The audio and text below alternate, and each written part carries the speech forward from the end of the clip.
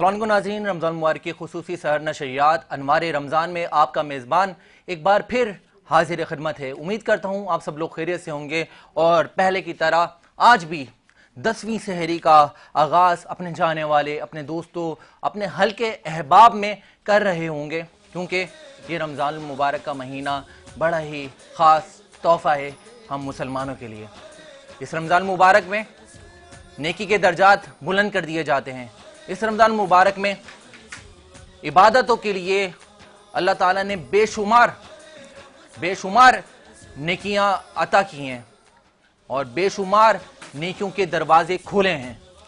इस रमज़ान मुबारक में कोशिश करें कि एक दूसरे के काम आए, कोशिश करें कि इल्म दीन सीखें और अपने साथ रहने वालों को सिखाएं।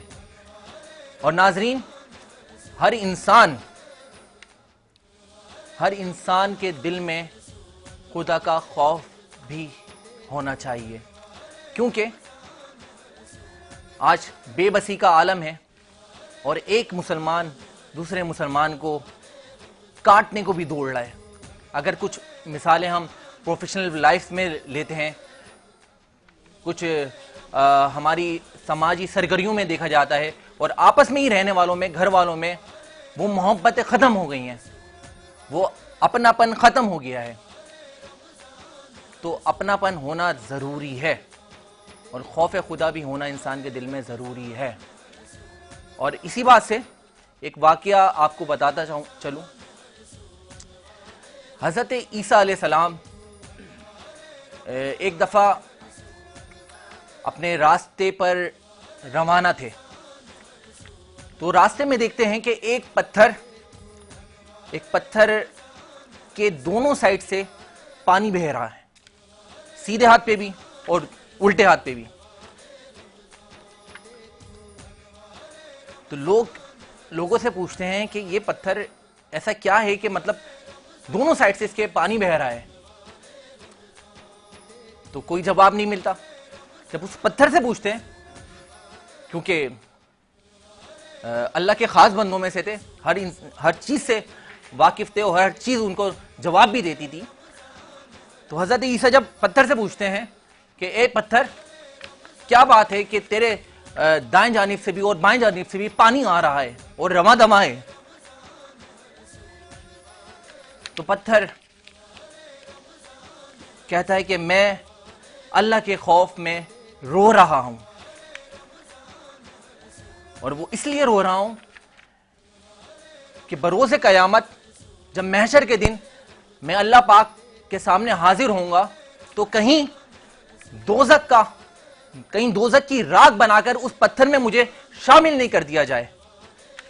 तो यही हम सब पे एक नसीहत भी है कि जब खौफ खुदा में पत्थर भी रो रहा है कि बरोज़े क़यामत उसको खाक बनाकर दोज़ख की आग में शामिल ना कर दिया जाए, तो हम क्यों ना खौफ खुदा रखें और अल्लाह ताला से इस महीने की निस्बत से गिड़गिड़ाकर आजीज़ी के साथ दुआएं मांगें, मग़फ़िरत तलब करें, अपने बाद जाने अपने हमसे जो पहले गुजर चुके हैं मुसलमान, उनके लिए मग़फ़िरत तलब करें। कल को हम इस दुनिया फ़ानी से रुखसत हो जाएंगे, अपने लिए मग़फ़िरत तलब करें।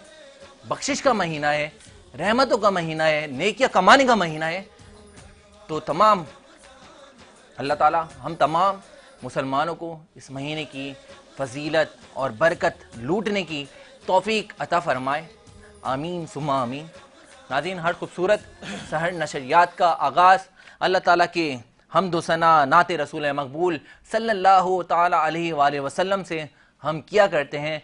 और आज भी आपकी बहुत सारे मेहमानों से, बहुत सादा आपकी हर दिल अजीज़ पर्सनैलिटी से, शख्सियात से मुलाकातें हम कराने वाले हैं, क्योंकि आज उलमाए कराम भी हमारे साथ होंगे, नातख़्वां हजरात भी साथ होंगे, जो कि अपनी प्यारे से अल्फाजों में और लबो लहजे में हुजूर पाक सल्लल्लाहु अलैहि वसल्लम की शान मुबारका बयान करेंगे। और ख़ास तौर पे समाजी शख्सियात भी हमारी इस खूबसूरत सहर नशरियात का हिस्सा होंगी, कारोबारी शख्सियात भी इस खूबसूरत सहर नशरियात का हिस्सा होंगी, कवाल हजरात भी महफिल समा से इस पुरनूर पुरकैफ हमारे रमज़ान सहर नशरियात को रोशना करेंगे। मज़े मज़े की शेफ़ खाने भी बनाने वाली हैं, तो देखेंगे आज हमारे किचन में भी क्या बनने लगा है।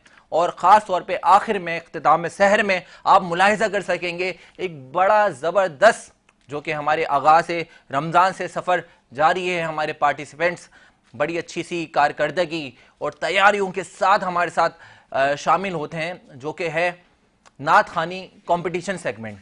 तो आप उसको भी मुलाहिज़ा करेंगे, लेकिन उसके लिए आपको हमारे साथ जुड़ा रहना बहुत ज़रूरी है, क्योंकि नाज़रीन जब तक हम आपके साथ और आप हमारे साथ जुड़े रहते हैं तो यकीनन आपको कुछ काफ़ी कुछ हमसे सीखने को भी मिलता होगा, और हमें भी इस सहर नशरियात में हमारे मेहमानों के साथ, उलमाए कराम के साथ, नात खाओं के साथ काफ़ी कुछ जानने को मिलता है। और यकीनन इल्मी तबीयत के साथ रूहानी तबीयत भी हमारी ज़बरदस्त अंदाज में लुत्फ़ अंदोज़ होती है।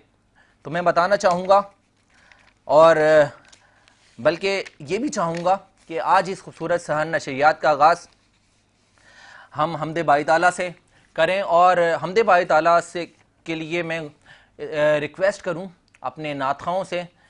लेकिन उससे पहले भी एक चीज़ मैं बताता चलूं, इस खूबसूरत सहर नशरियात को मज़ीद जो खूबसूरत हमारे ब्रांड पार्टनर कर रहे हैं, उन ब्रांड्स के नाम ये हैं। ग्रोथ सिक्योरिटीज़ हमारे ब्रांड पार्टनर हैं, यूसी यूनाइटेड कैटरिंग्स हमारे ब्रांड पार्टनर हैं। यूसी यूनाइटेड कैटरिंग्स में हमारे सराज इकबाल साहब देखते हैं और बहुत अच्छी खिदमत अंजाम दे रहे हैं कैटरिंग सर्विसेज के हवाले से all over catering all over corporate sector में। तो बहुत शुक्रिया सराज इकबाल साहब, अल्लाह ताला आपको और हिम्मत अता फरमाए। बॉम्बे लाइट हाउस हमारे ब्रांड पार्टनर हैं, Commander Builders and Developers, Country Builders and Developer, Altaf Tai Builders and Developer, Gauhar Group of Companies, Abu Hashir Perfumes, Yahya Catering, Reem Travels and Tours, Al Manzar Cafe, Uzair Shahid Bridal, Dada Boy Group of companies.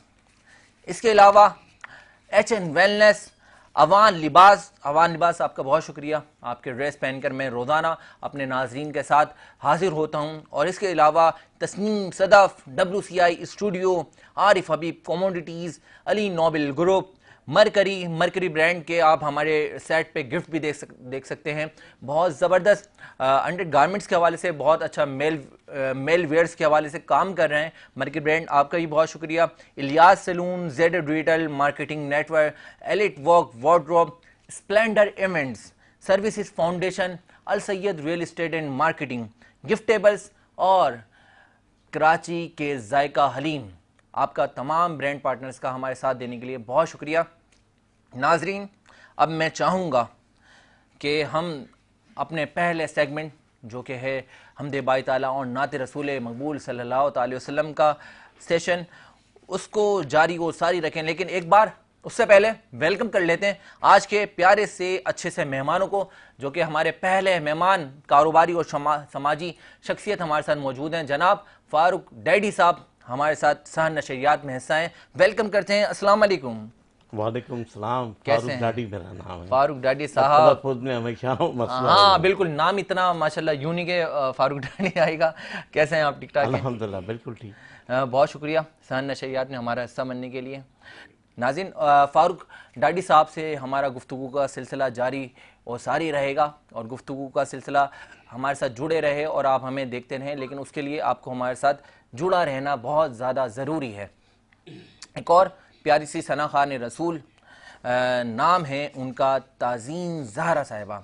आइए वेलकम करते हैं। अस्सलाम वालेकुम, कैसी हैं आप? बहुत शुक्रिया तशरीफ़ लाने के लिए, अनवार रमज़ान का हिस्सा बनने के लिए। जज़ाकल्लाह। ताज़ीन से भी गुफ्तगू का सिलसिला रखेंगे और नात भी सुनेंगे, हम्द भी सुनेंगे। और एक और प्यारे से सना खान रसूल हैं हमारे साथ मौजूद, उनको भी वेलकम करते हैं। जनाब हाफिज़ अतीकुर रहमान साहब, अस्सलाम वालेकुम। हाफिज़ साहब माइक में बोले आप। वालेकुम अस्सलाम। जज़ाकल्लाह, आपका तशरीफ़ लाने के लिए बहुत शुक्रिया, अनवार रमज़ान का हिस्सा बनने के लिए। कबल इसके कि हम अपने मेहमान से बातें करें और नई काविशें पेश करें, मैं चाहूँगा हमदे बारी ताला से इस खूबसूरत सहर नशरियात का आगाज़ करते हैं। हमारे साथ मौजूद हैं ताज़ीन ज़हरा साहिबा। ताज़ीन ज़हरा बिस्मिल्लाह करें।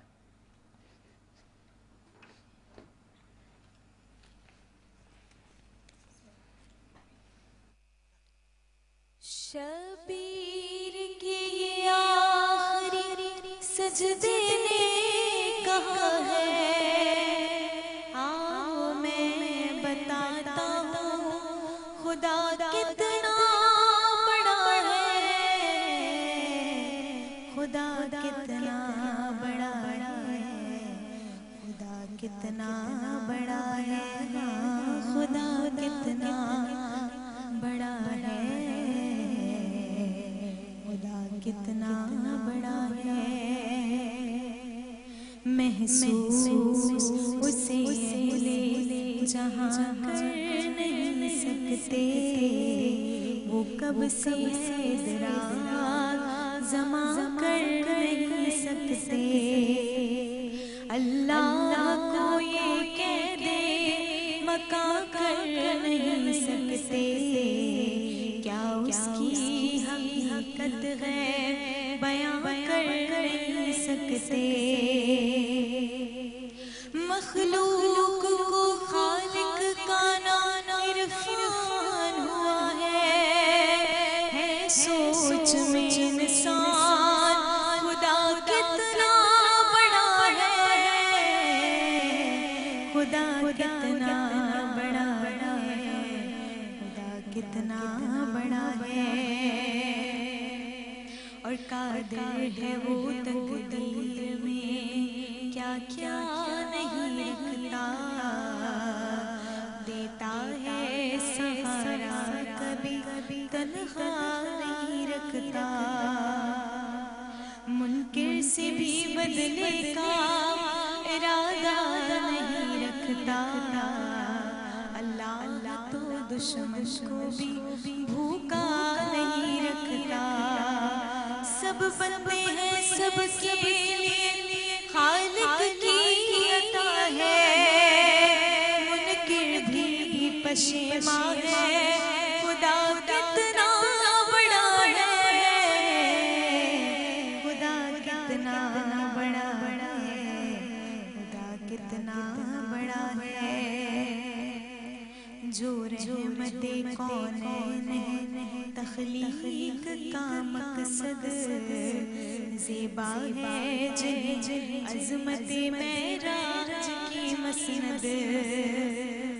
और आईना नजर जिनके फज़ाइल की कोई हद, अव्वल भी है औसत भी है आखिर भी मोहम्मद। ये सब है मोहम्मद, वो मोहम्मद का खुदा है। पूछो ये मोहम्मद से खुदा कितना बड़ा है, खुदा कितना बड़ा है, खुदा कितना बड़ा है। क्या बात है, सुभान अल्लाह हमेशा से होगा नहीं मालूम, हद इसकी नहीं कोई है ये को मालूम। और मासूम की मदद कोई कर सकता है मासूम, हैदर ने बताया है तौहीद का मफ़हूम।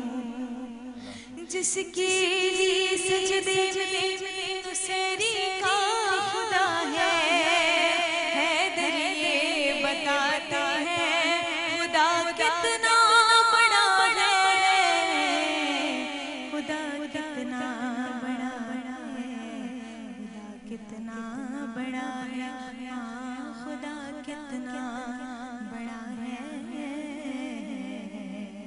खुदा कितना बड़ा है। सुभान अल्लाह, सुभान अल्लाह। क्या खूबसूरत अंदाज में हमने बात ताला बयान कर रही थी और बड़ी खूबसूरत शायरी के साथ हम समात करी मोहतरमा ताज़ीन ज़हरा साहिबा कि खुदा कितना बड़ा है, खुदा कितना बड़ा है। क्या बात है। हमारे साथ एक और प्यारे से सना खान रसूल मौजूद हैं, क्योंकि हमदे बात ताला से आगाज़ करते हुए हम नात रसूल मकबूल सल्लल्लाहु ताला अलैहि वसल्लम सुना करते हैं। तो आज हमारे साथ मौजूद हैं हाफिज़ अतीकुर रहमान साहब। अतीक भाई कौन सा कलाम सुना रहे हैं? क्या बात है, क्या बात है। बिस्मिल्लाह, बिस्मिल्लाह करें। मेरे दीवाने की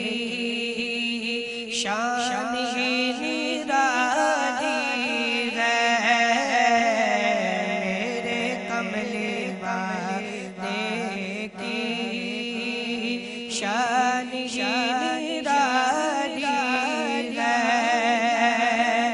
मेरे कमले वाले की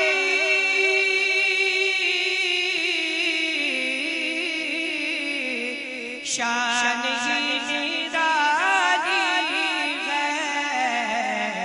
दो जहां के दाता है, दो जहां के दाता है। सारा जग सवारी है, दो जहां के दाता है। सारा जग सवारी है। हर तरफ मदीने में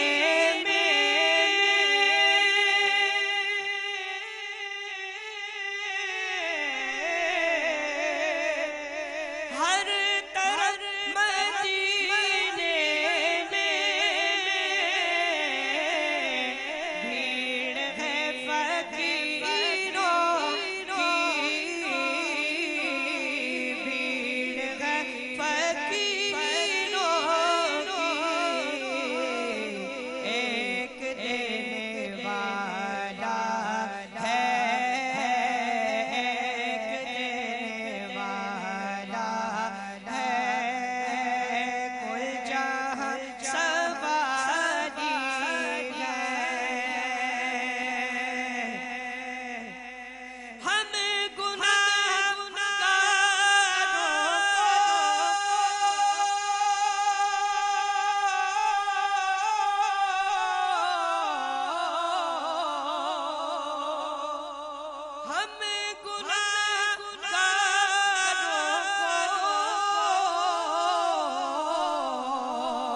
रब से बख्शवा लेना,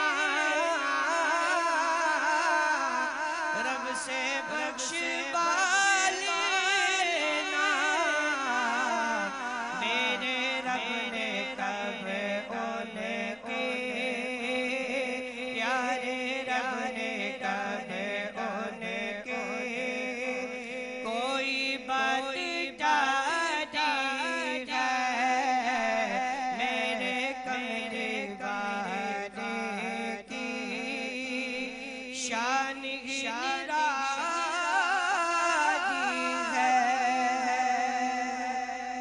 है। सुभान अल्लाह, क्या खूबसूरत अंदाज में नात रसूल मकबूल सल्लल्लाहु ताला अलैहि वसल्लम पेश कर रहे थे जनाब हाफिज़ अतीकुर रहमान साहब। बहुत शुक्रिया अतीक भाई आपका तशरीफ़ लाने के लिए और इतना कलाम खूबसूरत कलाम सुनाने के लिए कि मेरे कमली वाले की शान ही निराली है, दो जाना जहाँ के वाली हैं और सारा जग सवाली है।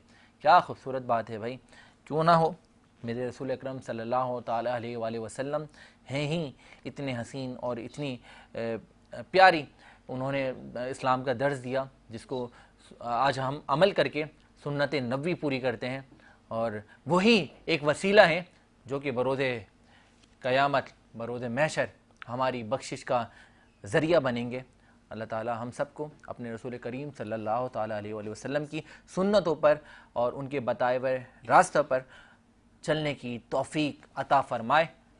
नाज़रीन बताता चलूँ, आज के हमारे इस खूबसूरत सहर नशरियात में मज़ीद हमारी कुछ मेहमान शख्सियत जुड़ने वाली हैं और एक जो आगाज़ में मैंने जिस तरह से एक छोटा सा तारुफ़ कराया और अब मैं चाहूँगा कि हम उनसे मुकम्मल गुफ्तगू का सिलसिला जारी रखते हैं। तारुफ़ यह है कि हम उनको बिज़नेस कम्युनिटी में बहुत अच्छे मनसब पर देखते हैं, सोशल कम्युनिटी में बहुत ज़्यादा देखे और जाने जाते हैं और इसके अलावा रोटरी क्लब में भी इनकी काफ़ी सारी मसरूफियात हम देखा करते हैं। हमारे साथ रहते हैं फ़ारूक डार्टी साहब, आज इस खूबसूरत सहर नशरियात में हमारे मेहमान शख्सियत हिस्सा हैं। फ़ारूक भाई एक दफ़ा और वेलकम करते हैं आपको। बहुत बहुत शुक्रिया जनाब। जज़ाकल्लाह। ये बताएं रमज़ान मुबारक में आपकी क्या मसरूफियात होती हैं? देखिए, रमज़ान मुबारक माशाल्लाह इतना बरकतों का महीना है हाँ बेशक, कि पूरा साल हमें इसका इंतज़ार होता है। बेशक ऐसा ही। ये बख्शिशों का महीना है हाँ, हाँ। और जिसने भी इसने अगर अपनी बख्शिश ना करवाई और इबादतें ना की तो वो बड़ा बदनसीब है, बड़ा महरूम है। महरूम है, बदनसीब हाँ, है। हाँ, हाँ। मैंने एक जगह पढ़ा था कि रमज़ान में हाँ, अगर आप कुरान की तिलावत करते हैं या सुनते हैं तो एक लफ्ज, वन अल्फ़ाबेट की हाँ, जो है 2 नेकियां मिलती है, सिर्फ एक अल्फ़ाबेट की। तो आप सुने कि आप अगर नमाज पढ़ रहे हैं या कुरान शरीफ पढ़ रहे हैं या तरावी में वो जो कलाम सुनते हैं बिल्कुल। तो उसमें आपको कितनी नेकियां मिलती कितनी है। नेकियां मिलती और हर चीज़ में अल्लाह ताला ने रमज़ान में हर चीज़ में आपको सवाब दिया, बरकतें दी हैं, और इतना सवाब है कि हाँ, हाँ। अनगिनत, जिसको हम गिन नहीं सकते। गिन नहीं सकते, बिल्कुल और आप ऐसे ही। इसी पे देखें कि हमने पिछले सालों में देखा कि रोजे की अहमियत तो हमें 1400 साल पहले हम पे फर्ज किया गया। तो चंद साल पहले जापान के एक रिसर्चर्स ने, साइंटिस्ट ने तहकीक की और उस तहकीक के ऊपर उसे नोबेल प्राइज मिला। क्या बात है भाई, वाह। वो ये थी कि उसने कहा कि अगर साल में आप 27-28 दिन में कोई 10-12 घंटे अगर आप भूखे रहते हैं, कुछ खाते नहीं है, तो आपके जिस्म के अंदर जो फरसुदा और कैंसर और इस तरह की जो जरासीम है पैदा हो जिस्म जाते उसको खाना शुरू कर देता है। बिल्कुल सही है। और ये इतनी बड़ी बात है कि इस्लाम में ऐसी बहुत सारी चीजें जो हमसे पोशीदा हैं। बिल्कुल ऐसा ही पोशीदा इसलिए कि हम ना तो कुरान को तर्जुमे के साथ पढ़ते हैं, यही हमारी बदकिस्मती है। अगर हम कुरान की तफसीर या अगर हम इसे तर्जुमे के साथ पढ़े तो अल्हम्दुलिल्लाह, क्योंकि ये हयात जिंदगी है। बिल्कुल ऐसा ही है। और हमने तो उसे जो है ना एक ताक में बंद करके रखा हुआ है। बिल्कुल ऐसा तो ही मेरा ख्याल है कि ये बड़ी ज्यादती है। बिल्कुल ऐसा ही है। कुरान जो है एक हमारा रोड मैप है, एक हमें मशले रहा है, एक हमें एक कहते हैं ना टुवर्ड्स द राइट पाथ, बिल्कुल ऐसा एक हमें एक रास्ता दिखाता है। तो मैं समझता हूँ कि ये महीना और हमारी जो ताक रातों का इंतजार होता है, जो शबे कदर की हमारी जो ताक रातें हैं, बिल्कुल ऐसे ही है। उसकी इम्पोर्टेंस अपनी जगह है। तो अल्हम्दुलिल्लाह रमज़ान का महीना बहुत पुरसुकून, हमें रोज़े रखने में अल्हम्दुलिल्लाह ना तो हम कोई रोज़ा मिस करते हैं। अल्लाह ताला बस हमें अपने अज़्ज़मान में रखे और उसका मोहताज करे और हमें किसी का मोहताज ना आमीन करे। आमीन। फारूक भाई, क्योंकि आप समाजी और कारोबारी हवाले से बहुत ज़्यादा सरगर्म हमें दिखते हैं, आफ्टर रमज़ान क्या देख रहे हैं पाकिस्तान का फ्यूचर? देखिए, ये हमारी बड़ी बदकिस्मती है कि पिछले 70 साल से हम जिस तनज़्ज़ुली की तरफ जा रहे हैं और वो बढ़ते बढ़ते इतना हो गया कि यहाँ पे जो हमारे कर्ता धर्ता हैं वो अपनी ज़ात का सोचते हैं, इस मुल्क के अवाम का नहीं सोचते। बिल्कुल ऐसा। आज आप और मैं, हर पाकिस्तानी 130 अरब डॉलर का मकरूज हो गया है। बिल्कुल ये जो हमने IMF से लिया। मैं ये पूछना चाहता हूँ उन मुक्तदर हलकों से, उन हैंडलर से, उन हुकूमत के नुमाइंदों से कि ये 130 अरब डॉलर आपने कहाँ खर्च किए? जब जनरल परवेज मुशर्रफ 2008 में जरदारी साहब को हुकूमत दे के गए, 2008 की बात है, उस वक्त पाकिस्तान पे कुल कर्जा 34 अरब डॉलर था। बिल्कुल ऐसा ही है। और 2008 से 2018 तक ये जो कर्जा है 94 अरब 94 बिलियन डॉलर तक चला गया, बिल्कुल ऐसा ही है। जिसमें 2013-14 में 34 अरब डॉलर नवाज शरीफ की हुकूमत, जब वो नवाज शरीफ प्राइम मिनिस्टर थे, उन्होंने लिए। बिल्कुल ऐसा मैं ही है। ये पूछता हूँ कि वो पैसे कहाँ गए, कौन से प्रोजेक्ट में लगे? ना तो 65 साल हो गए कोई पाकिस्तान में डैम बना ना बिल्कुल बनने ऐसा ही है। दिया गया। बिल्कुल ऐसा ही है। पाकिस्तान के अंदर कोई आवाम को कोई रिलीफ नहीं मिला, बल्कि आज डॉलर देख, आज जो महंगाई है बिल्कुल ऐसा इस कदर हो गई कि अल्लाह माफ करे कि लोगों के घरों में, अच्छे सफेद पोश लोगों के घरों में इतने बुरे हाल हैं। इसका क्या, अभी हमने आगे नताइज नहीं देखे इलेक्शन के। इलेक्शन का सुनते आ रहे थे कि इलेक्शन होंगे, पाकिस्तान के हालात बहुत ज़्यादा अच्छाई की तरफ जाएंगे, लेकिन अभी तक कोई हमने न्यूज़ नहीं सुनी कोई अच्छाई की। सर, मैं एक टीवी चैनल पे इलेक्शन वाले दिन लाइव ट्रांसमिशन में था और एंकर मुझे कहते हैं कि फारूक भाई आप इतना गुस्से में क्यों आ रहे हैं, आप देखें सारे आजाद उम्मीदवार जीत रहे हैं, यहाँ तक कि लाहौर में वो डॉक्टर क्या नाम है राशिद के मैं नाम पे लफ्ज़ नहीं भूल रहा हूँ, बोला वो भी जीत रही, तो आप ऐसी बात क्यों कर रहे हैं जी।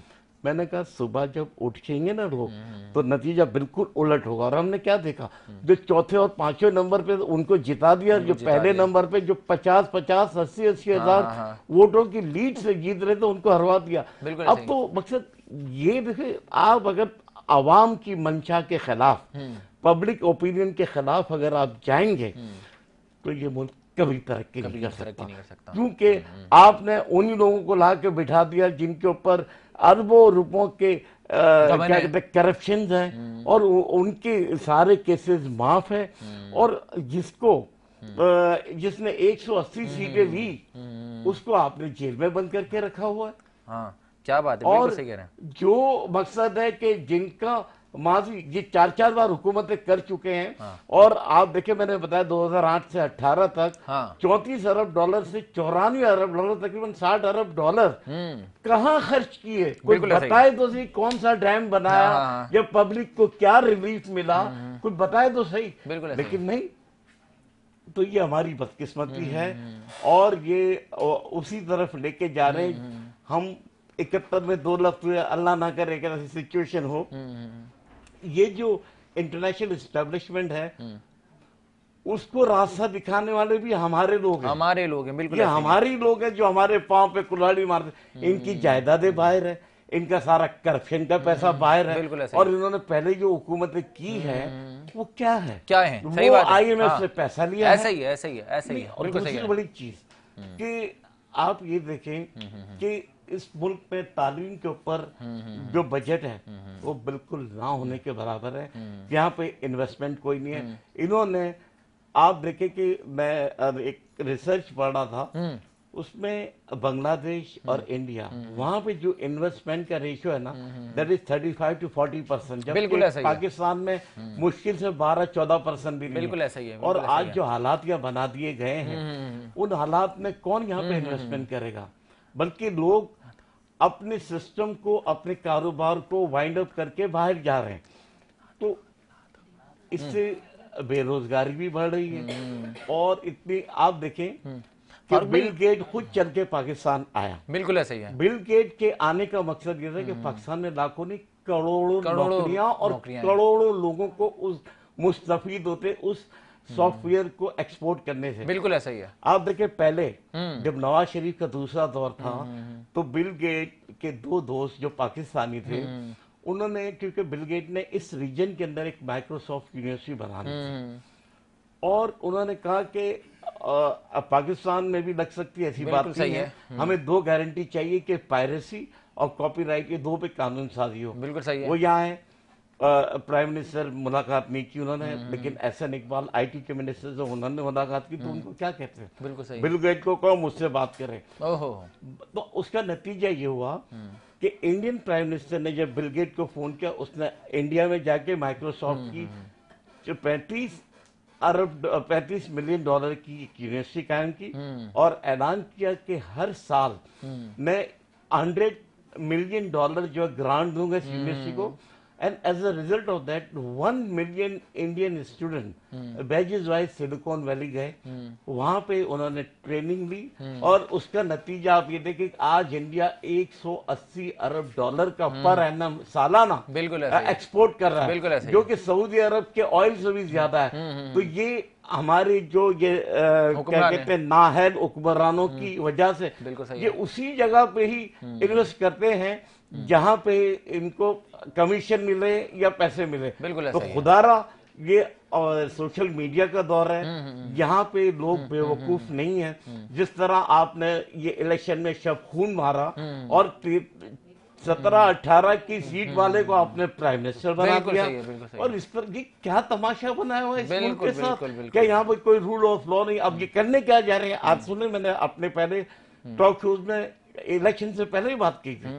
अब ये करने ये जा रहे हैं कि ये इनकी सरकारी अफसरों की उम्र बढ़ा देंगे, बिल्कुल सही है। और ये जो अलग करके ऐसा ना हो, क्योंकि हमारे यहाँ 60 साल में सरकारी अफसर रिटायर होता है ताकि दूसरों को मौका मिले। बिल्कुल ऐसा ही और हमारे जजेस जो है हाई कोर्ट के, उनकी उम्र 62 साल पे रिटायरमेंट है, जबकि सुप्रीम कोर्ट के जज भी 65 साल।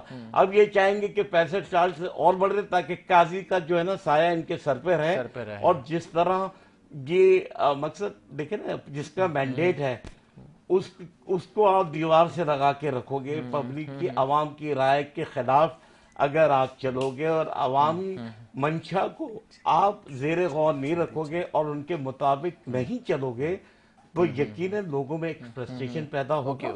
और ये फ्रस्ट्रेशन दिन ब दिन बढ़ता जाएगा। बिल्कुल ऐसा ही है। देखो ना, आप जो जेल में जाता है वो डील करके निकल जाता है। आज 6 महीने हुए उन्होंने खान साहब को अंदर रखा हुआ है, ना वो छड़ी लेके घूम रहा है, ना वो बीमारों की मुझे मरने वाली हालत नहीं कर रहा, वो अपनी एक्सरसाइज भी कर रहा और सीना तान के चल रहा है। इसलिए कि 2 शख्सियत पाकिस्तान के अंदर ऐसी निकली, एक कायदे आज़म मोहम्मद अली जिन्ना और दूसरा इमरान खान। ये दोनों ने अपने जीते जी वसीयत कर दी। और इमरान खान ने तो अपनी जिंदगी में जो उसकी हाई प्रोफाइल इनकम थी वो सारी शौकत खानम को, आवाम को चैरिटी कर दी। बिल्कुल ऐसा ही है। और उसकी वसीयत है कि मेरे मरने के बाद मेरा तमाम बैंक बैलेंस, मेरे तमाम जायदाद, प्रॉपर्टी, सब कुछ शौकत खानम को, शौकत खानम को देने का पाकिस्तान को। क्या बात है फारूक भाई, के ऊपर आपने 200 केसेस लगा दिए। मैं चाहूँगा हम यहीं से गुफ्तगू कंटिन्यू करेंगे, क्योंकि हमारे साथ नाज़रीन मैं बताता चलूँ आज इस खूबसूरत सहनशरियात में जो कुछ ख़ास शख्सियात ने आज हमें ज्वाइन करा है, और उनसे मिलने के लिए और उनको जानने के लिए आपका हमारे साथ जुड़ा रहना बहुत ज़रूरी है। तो हमारे साथ जुड़े रहें। मिलते हैं एक मुख्तसर से ब्रेक के बाद।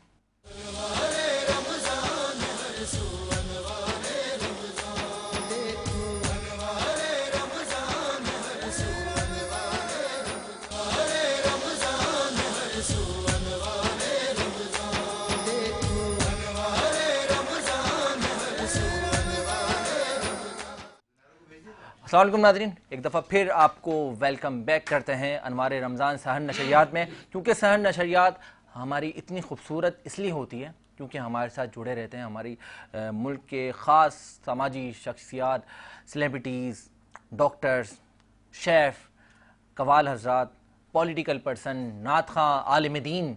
ये सिलसिला जारी व सारी रहेगा, लेकिन उसके लिए आपका हमारा इसी तरह से जुड़ा रहना बहुत ज़्यादा ज़रूरी है। तो नाज़रीन, आज के ख़ास शख्सियत और हमारे ख़ास मेहमान एक हमारे साथ मौजूद हैं। सबसे पहले तो वेलकम करेंगे, और वेलकम के साथ मैं उनका तारुफ भी कराना चाहूँगा। तारुफ ये है कि पेशेंट प्रोटेक्शन सोसाइटीज़ के माशाल्लाह प्रेसिडेंट हैं, और इसके साथ सोशल एग्जीक्यूट भी हैं, इवेंट ऑर्गेनाइज़र हैं गुज़िश्ता 27 सालों से, और हेल्थ केयर के हवाले से काफ़ी काम कर रहे हैं और करते आए हैं, और एक बहुत खूबसूरत इंसान है और बहुत खूबसूरत दिल के हामिल हैं, किसी को तकलीफ़ में नहीं देख सकते हैं। और आज हमारे दावत पर हमारी इस खूबसूरत सहर नशरियात का हिस्सा हैं जनाब मिर्ज़ा इंतखाब आलम साहब हमारे साथ मौजूद हैं। अस्सलाम वालेकुम मिर्ज़ा इंतखाब। वालेकुम अस्सलाम जनाब, क्या हाल है आपके? अल्हम्दुलिल्लाह, बहुत शुक्रिया कि आपके चैनल का और आपका कि आपने मुझे यहाँ मदऊ किया और अपना मैसेज कम्युनिकेट करने का मौका दिया। बहुत शुक्रिया आपका तशरीफ़ लाने के लिए। मिर्ज़ा इंतखाब भाई हर साल हमारी रमज़ान ट्रांसमिशन का हिस्सा रहते हैं। जब हमने आगाज़ किया था रमज़ान ट्रांसमिशन का, तो जब से ही हमारा साथ इनके साथ जुड़ा हुआ है। इंतखाब भाई जी, सबसे पहले तो ये बताएं कि पेशेंट प्रोटेक्शन सोसाइटी क्या खिदमत अंजाम दे रही है? देखें, अल्हम्दुलिल्लाह पेशेंट प्रोटेक्शन सोसाइटी गुज़िश्ता 27 साल से शहर कराची में पुअर पेशेंट्स के लिए हम अल्हम्दुलिल्लाह काम कर रहे हैं। क्या बात है। और हमने उस वक्त काम शुरू किया था कि जब इस शहर कराची में 1000 भी NGOs नहीं थी। तो उस वक्त मेरी जब रजिस्ट्रेशन हुई है वो 888 मेरा नंबर है। आज तो 24-25 हज़ार NGOs काम कर रही हैं। और जिस ज़माने में हमने काम शुरू किया था ना उस वक्त सोशल मीडिया होता था, ना इतने चैनल्स होते थे, सिर्फ एक प्रिंट मीडिया होता था। क्या बात है। तो हमें अपना मैसेज कम्युनिकेट करने में बहुत मुश्किलात पेश आती थी। आजकल तो बहुत इजी है।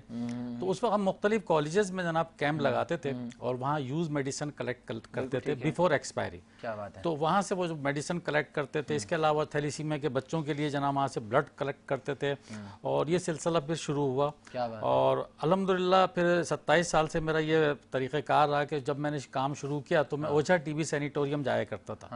क्योंकि टीबी और एमडीआर के जो पेशेंट होते थे ना, तो उनके पास लोग जाते हुए डरते थे कि उस जमाने में टीबी ना लग जाए, क्योंकि इलाज भी नहीं था और दूसरे ये कि सैनिटोरियम बनाए ही दूर जाता था शहर से कि लोगों को टीबी ना लग जाए।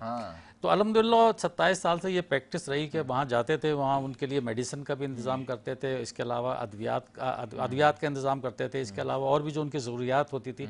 तो हमारे साथ कोई ना कोई फिलंथ्रोपिस्ट जो इस शहर में मौजूद थे अल्हम्दुलिल्लाह, वो सब जाते थे हमारे साथ। हम ये सिलसिला शुरू किया। क्या बात है। एनजीओ बनाने का ख्याल कैसे आया? एनजीओ बनाने का ख्याल इसलिए आया कि जो मेरा जो ब्रॉटअप था वो मलिर जैसे इलाके से था। तो वहाँ जब मैं देखता था जो लोगों को जो परेशानियाँ होती थी, क्योंकि मैं रूरल हेल्थ सेंटर मेमन गोड भी जाता था, वहाँ भी देखता था, तो लोग डॉक्टर प्रिस्क्रिप्शन तो लिख देते थे लेकिन मेडिसिन नहीं मिलती थी। बिल्कुल ठीक है। तो मैंने सोचा कि इस तरह काम किया जाए कि लोगों को जनाब मेडिसिन मिले, उनको इलाज मिले, इलाज उनको पूरी तरह यानी कि वो इलाज करा सकें। हमारा स्लोगन भी यही है कि इलाज सबके लिए। क्या बात है। तो और इसी सिलसिले में इसी पे वर्क कर रहे हैं और अल्हम्दुलिल्लाह आपकी दुआओं से मेरे 2 मेडिकल सेंटर चलते हैं। एक तो मेरा 18 साल से मलीर में मेरे वालिद के नाम का चैरिटी इदारा चलता है, याकूब मिर्ज़ा। सेकंड ये है कि मेरा एक स्कीम 33 में भी मैंने बनाया, वहाँ तमाम सहूलतें, जनरल ओपीडी भी है, गायनी ओपीडी भी है, फिजियोथेरापी भी है, अल्ट्रासाउंड भी है, डेंटल का भी है, ये सारी चीज़ें अल्हम्दुलिल्लाह हैं वहाँ पर और बहुत ही नॉमिनल चार्जेस पे। क्या बात है। क्योंकि हमने क्लिनिक में इतनी सारी सर्विसेज किस तरह से? नहीं, वो बड़ा सेंटर है मेरा। अब वो छोटा सेंटर है जो मलीर वाला था, उसमें सिर्फ general OPD gynae OPD. Hub आपका जो है वो हेड ऑफिस जो यहाँ पर है अपना स्कीम 33। स्कीम 33। जी जी, तो वहाँ पर अल्हम्दुलिल्लाह ये सिलसिला चल रहा है। इंतखाब भाई, क्या एनजीओज की जिम्मेदारी रियासत पूरी कर रही है? देखिए बात ये है कि रियासत के पास तो बड़े वसाइल होते हैं, लेकिन एनजीओज के पास इतने वसाइल नहीं होते। हमें अपने वसाइल में रह के ये सारे काम करने हैं, लेकिन लाजमन हम रियासत की जगह तो नहीं ले सकते ना, हमारे पास फंड्स भी इतने नहीं होते। और फिर दूसरे ये कि अब जो सूरत हाल है ना, पहले तो एनजीओ रजिस्टर्ड भी आसानी से हो जाती थी, अब इतनी आसानी से एनजीओ रजिस्टर्ड नहीं होती हैं। बहुत सारे मसाइल हैं, बहुत सारे मामला हैं उनके लिए। हमारे गुरबा का जो जो उनको असल सपोर्ट रियासत नहीं करती, सही, यही एनजीओज, यही लोग जो कार्य खैर में मदद करते हैं, जो चलते हैं, वही आवाम को मिलता है। और यहाँ पे अगर आप देखें राशन बट रहा है या जो कुछ हो रहा है, वो ये एनजीओज कहो या मुखैर आजाद को जो अपनी ज़कात के मद में, ये पाकिस्तानियों की बहुत अच्छी आदत है। क्या बात है। चाहे वो कितना बुरा हो, चाहे कुछ हो या कैसी भी इनकम हो, लेकिन ज़कात अल्हम्दुलिल्लाह मेजॉरिटी ऑफ लोग पूरी निकालते हैं। क्या बात है। और अगर तमाम लोग ज़कात देने लगे तो आपको एक मांगने वाला मिलेगा। क्या बात है फारूक भाई, सही बहुत कह खूबसूरत एक बात कही। मिलेगा। तो ये इन्हीं लोगों की काविशों से, वरना जो हुकूमत थैले बांट रही है, तस्वीरें लगा के आप देख लें, और अंदर जिस से तरह निकल उनके क्या साथ रहा है। जुल्म बच्चों औरतों को जिस तरह मारपीट जो हो रही है, जो एक एक थैले के लिए बड़ा जुल्म छीन हो रहे रहा हैं है। एक दूसरे से। Exactly. मैं अभी कुछ दिन पहले देख रहा था बांग्लादेश का हाँ, कि कितनी हमसे ज्यादा पॉपुलेशन पॉपुलेशन है, है। इतनी तमीज और डिसिप्लिन के साथ वो थैले रखे हुए, एक एक थैला उठा के, कोई ये नहीं कि किसी ने 2 थैले उठा, हाँ। एक उठाया और जा रहे हैं। क्या बात है। तो क्या ये डिसिप्लिन हमें नहीं आ होना सकता? चाहिए। और इसका जो वजह है ना, बुनियादी वजह ये है कि हमारी जो पुलिस और फोर्स है ना,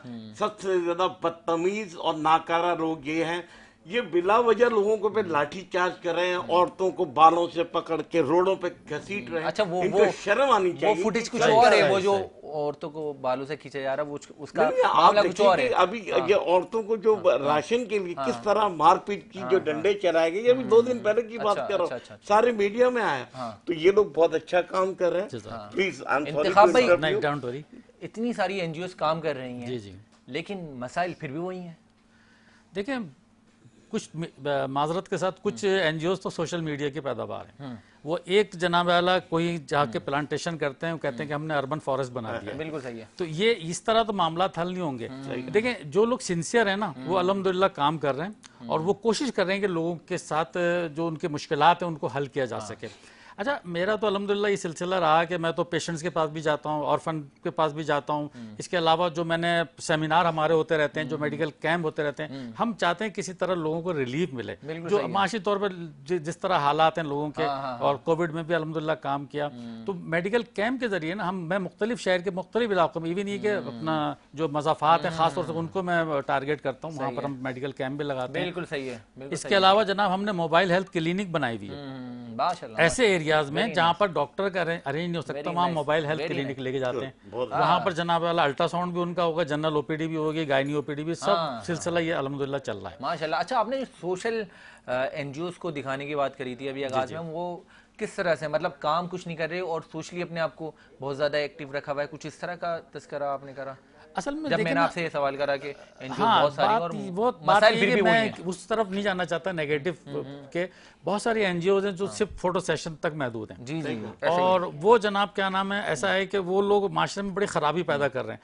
मेरा जो एक्सपीरियंस है अल्हम्दुलिल्लाह 27-28 साल का एक्सपीरियंस है, माजरत के साथ जो वुमेन एम्पावर पे काम कर रहा है, तो उसका अगर आप बैकग्राउंड देखें तो वो आपको बिल्कुल डिफरेंट नजर आएगा। अच्छा। इसी तरह अगर कोई हेल्थ के हवाले से काम कर रहा है या अपना एजुकेशन के हवाले से काम कर रहा है, तो अगर वो सिंसियर है तो उसका काम नजर आता है, लोगों को रिलीफ भी मिलता है। अच्छा, लोग बहुत अवेयर हो गए, ऐसा नहीं है कि क्या नाम है लोग अवेयर नहीं है, लोग जानते हैं यार ये बंदा सही काम कर रहा है, ये बंदा गलत काम कर रहा है। तो हमारी अप्रोचेज होती हैं और लोग हमसे अप्रोच करते हैं और उसको हमें डोनेशन भी देते हैं अल्हम्दुलिल्लाह। और ये कि सारा सिलसिला डोनेशन से चलता है। अभी आपको मैं बताऊं कि 2 महीने के अंदर मैंने 4 सेमिनार किया अल्हम्दुलिल्लाह। क्या बात है, एक तो मैंने ब्रेस्ट कैंसर पे किया, एक मेंटल हेल्थ पे किया, एक फर्स्ट एड ट्रेनिंग पे किया, और एक जनाब मैंने शुगर पे किया, डायबिटिक पे किया।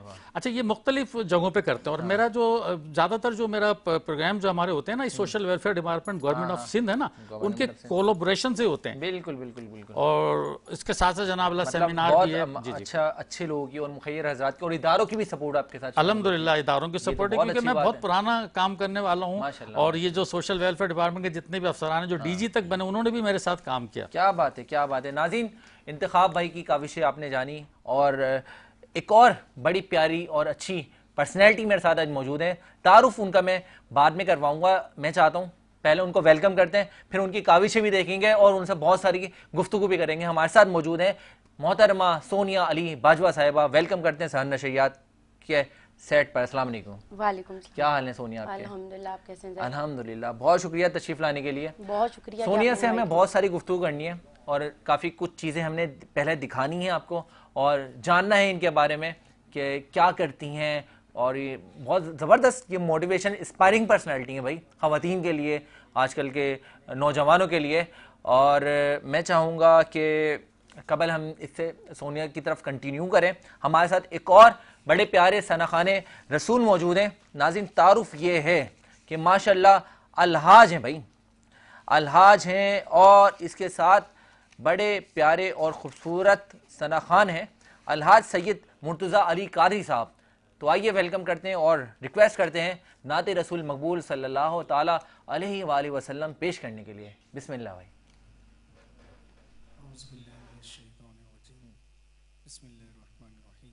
सबसे पहले आप तमाम सामाईन को और मेरी जानिब से K21 देखने वाले तमाम आदमी को अस्सलाम वालेकुम व रहमतुल्लाहि व बरकातहू। दुरूद पाक पढ़ें सल्लल्लाहु अलैका या रसूल अल्लाह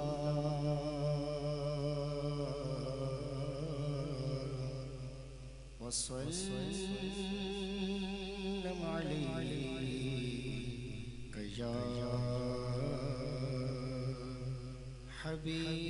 हबीब अल्लाह। एक बहुत ही प्यारा कलाम रमजान मुबारक के हवाले से खुशादिन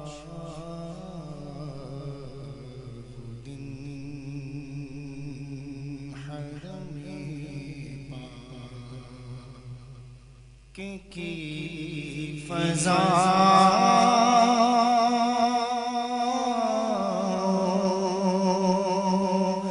में था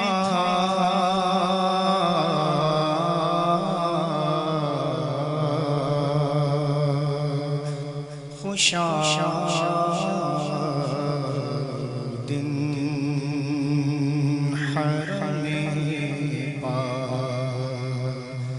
की फजा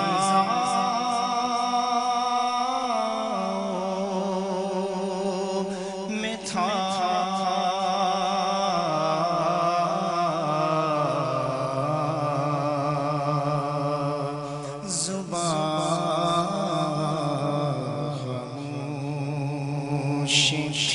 दिल महवे इल्तिजा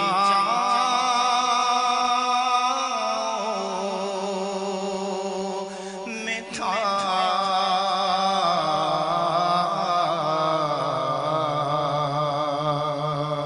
ज़ुबान खामोश थी दिल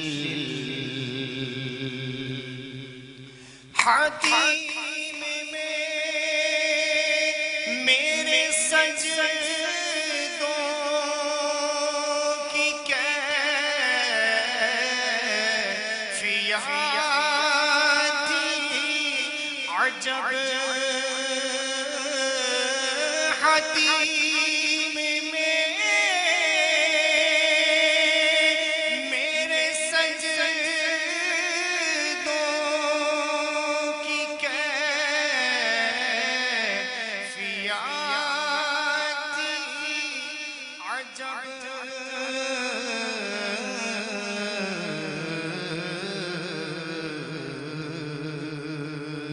जबी ज़मीन पे थी ज़हन कहकशां में था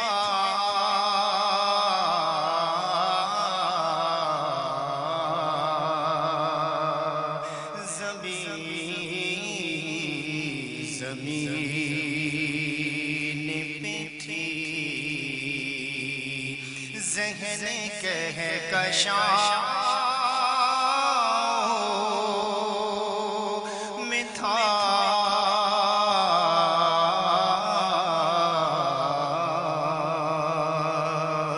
खुशा दिन हरमे पाक मुझे यकीन है मैं फिर बुलाया जाऊंगा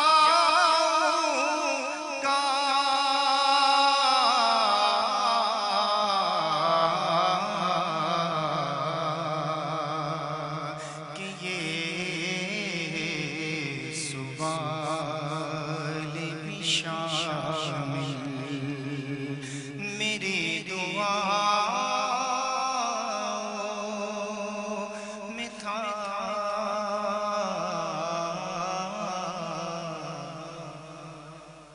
बहुत अच्छी क्या खूबसूरत कलाम पेश कर रहे थे सैयद मुर्तज़ा अली साहब हमारे इस खूबसूरत और ज़बरदस्त एनजीओ जो कि खिदमत इंसानियत के हवाले से दर्ज दे रही है हेल्प फॉर डिज़र्विंग ऑर्गेनाइजेशन की काविशें। इसी की आज चेयरमैन मोहतरमा सैयदा सोनिया अली बाजवा साहिबा हमारी खूबसूरत सहन नशरियात का हिस्सा है। एक बार फिर वेलकम करते हैं सोनिया आपको। बहुत शुक्रिया। रमज़ान मुबारक में क्या मसरूफियात रहती हैं आपकी इस एनजीओ के हवाले से? रमज़ान उल मुबारक में हमारी ज़्यादातर जो एक्टिविटीज़ चल रही होती हैं वो राशन ड्राइव के हवाले से चल रही होती हैं। सही है। और हम लोग ऑर्फनेजेस भी जा रहे होते हैं, ओल्ड एज होम भी जा रहे होते हैं। अभी अपकमिंग सैटरडे हम लोग जा रहे हैं, ऑर्फनेज जा रहे हैं। और इंतखाब भाई और हमारी एनजीओ जो कोलैबोरेशन में जा रही है। माशाल्लाह जी माशाल्लाह, वाह। तो इनकी एनजीओ हेल्थ के हवाले से काम करेगी और आपकी एनजीओ खास तौर पे राशन ड्राइव। बिल्कुल ठीक है, जबरदस्त। तो वहाँ पे हम लोग बच्चों के लिए ईदी ड्रेसेस, वाह वाह, उनके साथ अफ्तार डिनर का हमारा उनका प्लान है। क्या बात है भाई, तो वाह। बस ये सिलसिला हमारा चलता रहता है क्या पूरे बात है। मैं साल भी भी चाहूंगा चलता आप रहता मुझे है। भी शामिल करें। बिल्कुल, मैं आपको इनवाइट करूंगी, आप जरूर आएं। जबरदस्त जबरदस्त, एक काविश हम जब भी रिकॉर्ड करेंगे। बिल्कुल। तो आपने एनजीओ का आगाज कब से किया? मैंने जब कोविड आया। जब कोविड आया, हाँ जी, 2019 में। 2019 में बाकायदा। बाकायदा। तो इसके लिए आपने खुद ही इनिशिएट लिया या कोई सपोर्टेज भी हासिल थी? नहीं, सपोर्ट तो मुझे किसी ने भी नहीं किया। मैंने खुद ही ये इनिशिएटिव लिया कि मतलब जिस तरह के हालात चल रहे थे, ऐसे हमारे खुद भी आसपास लोग थे, फैमिली फ्रेंड्स से, जो पहले बहुत अच्छे हालात में थे, और जब कोविड आया तो मतलब वो खुद भी इतने मजबूर हो गए, तो फिर हमें लगा कि कोई ना कोई हमें भी स्टेप लेना चाहिए, और घर से ही सपोर्ट मिला। क्या बात है, और घर से सपोर्ट मिलना भी बहुत ज़रूरी है बिल्कुल, बिल्कुल। खातून के लिए, अगर कोई और आज़ाद ऐसे ज़बरदस्त खिदमात को अंजाम दे रही है। बिल्कुल।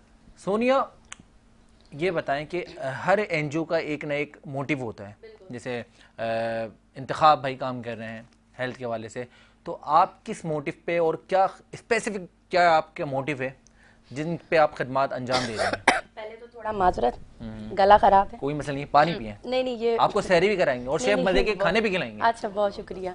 अच्छा, देखें, हमारी एनजीओ का मोटिव ये है कि जो भी ज़रूरतमंद है ना, चाहे उसकी कोई सी भी नीड है, उसको मेडिकल के हवाले से नीड है, उसको अपनी पढ़ाई में कोई चाहिए, उनको मतलब किसी भी उनका कोई भी मसला है, जो भी डिजर्विंग बंदा है वो हम तक आता है, तो हमारी कोशिश होती है वेरिफिकेशन के बाद हम उनकी हेल्प जरूर करें। अच्छा, हाँ जी। वो कोई भी मोटिव लेके आए, हाँ, कोई किसी भी को मोटिव राशन की लेके, जरूरत है, किसी को बिल्कुल। हॉस्पिटल की जरूरत है, या किसी को एजुकेशन की नीड बिल्कुल। है, या किसी को XYZ कोई भी हाँ, बिल्कुल, जो ऐसे खिदमत ही है। इंसानियत, कोई भी मजबूर और हाँ जी, बेयारो मददगार, बिल्कुल तो उसको पहले आप लोग रिसर्च करते हैं जी। उसके बाद फिर उसकी वेरिफिकेशन जी, करते पूरी हैं। एक टीम और- है मेरी।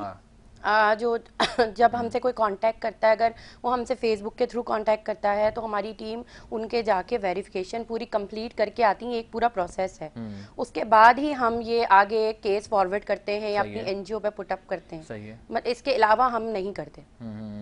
लाइफ में और इस एनजीओ के हवाले से क्या चैलेंजेस फेस किए आपने?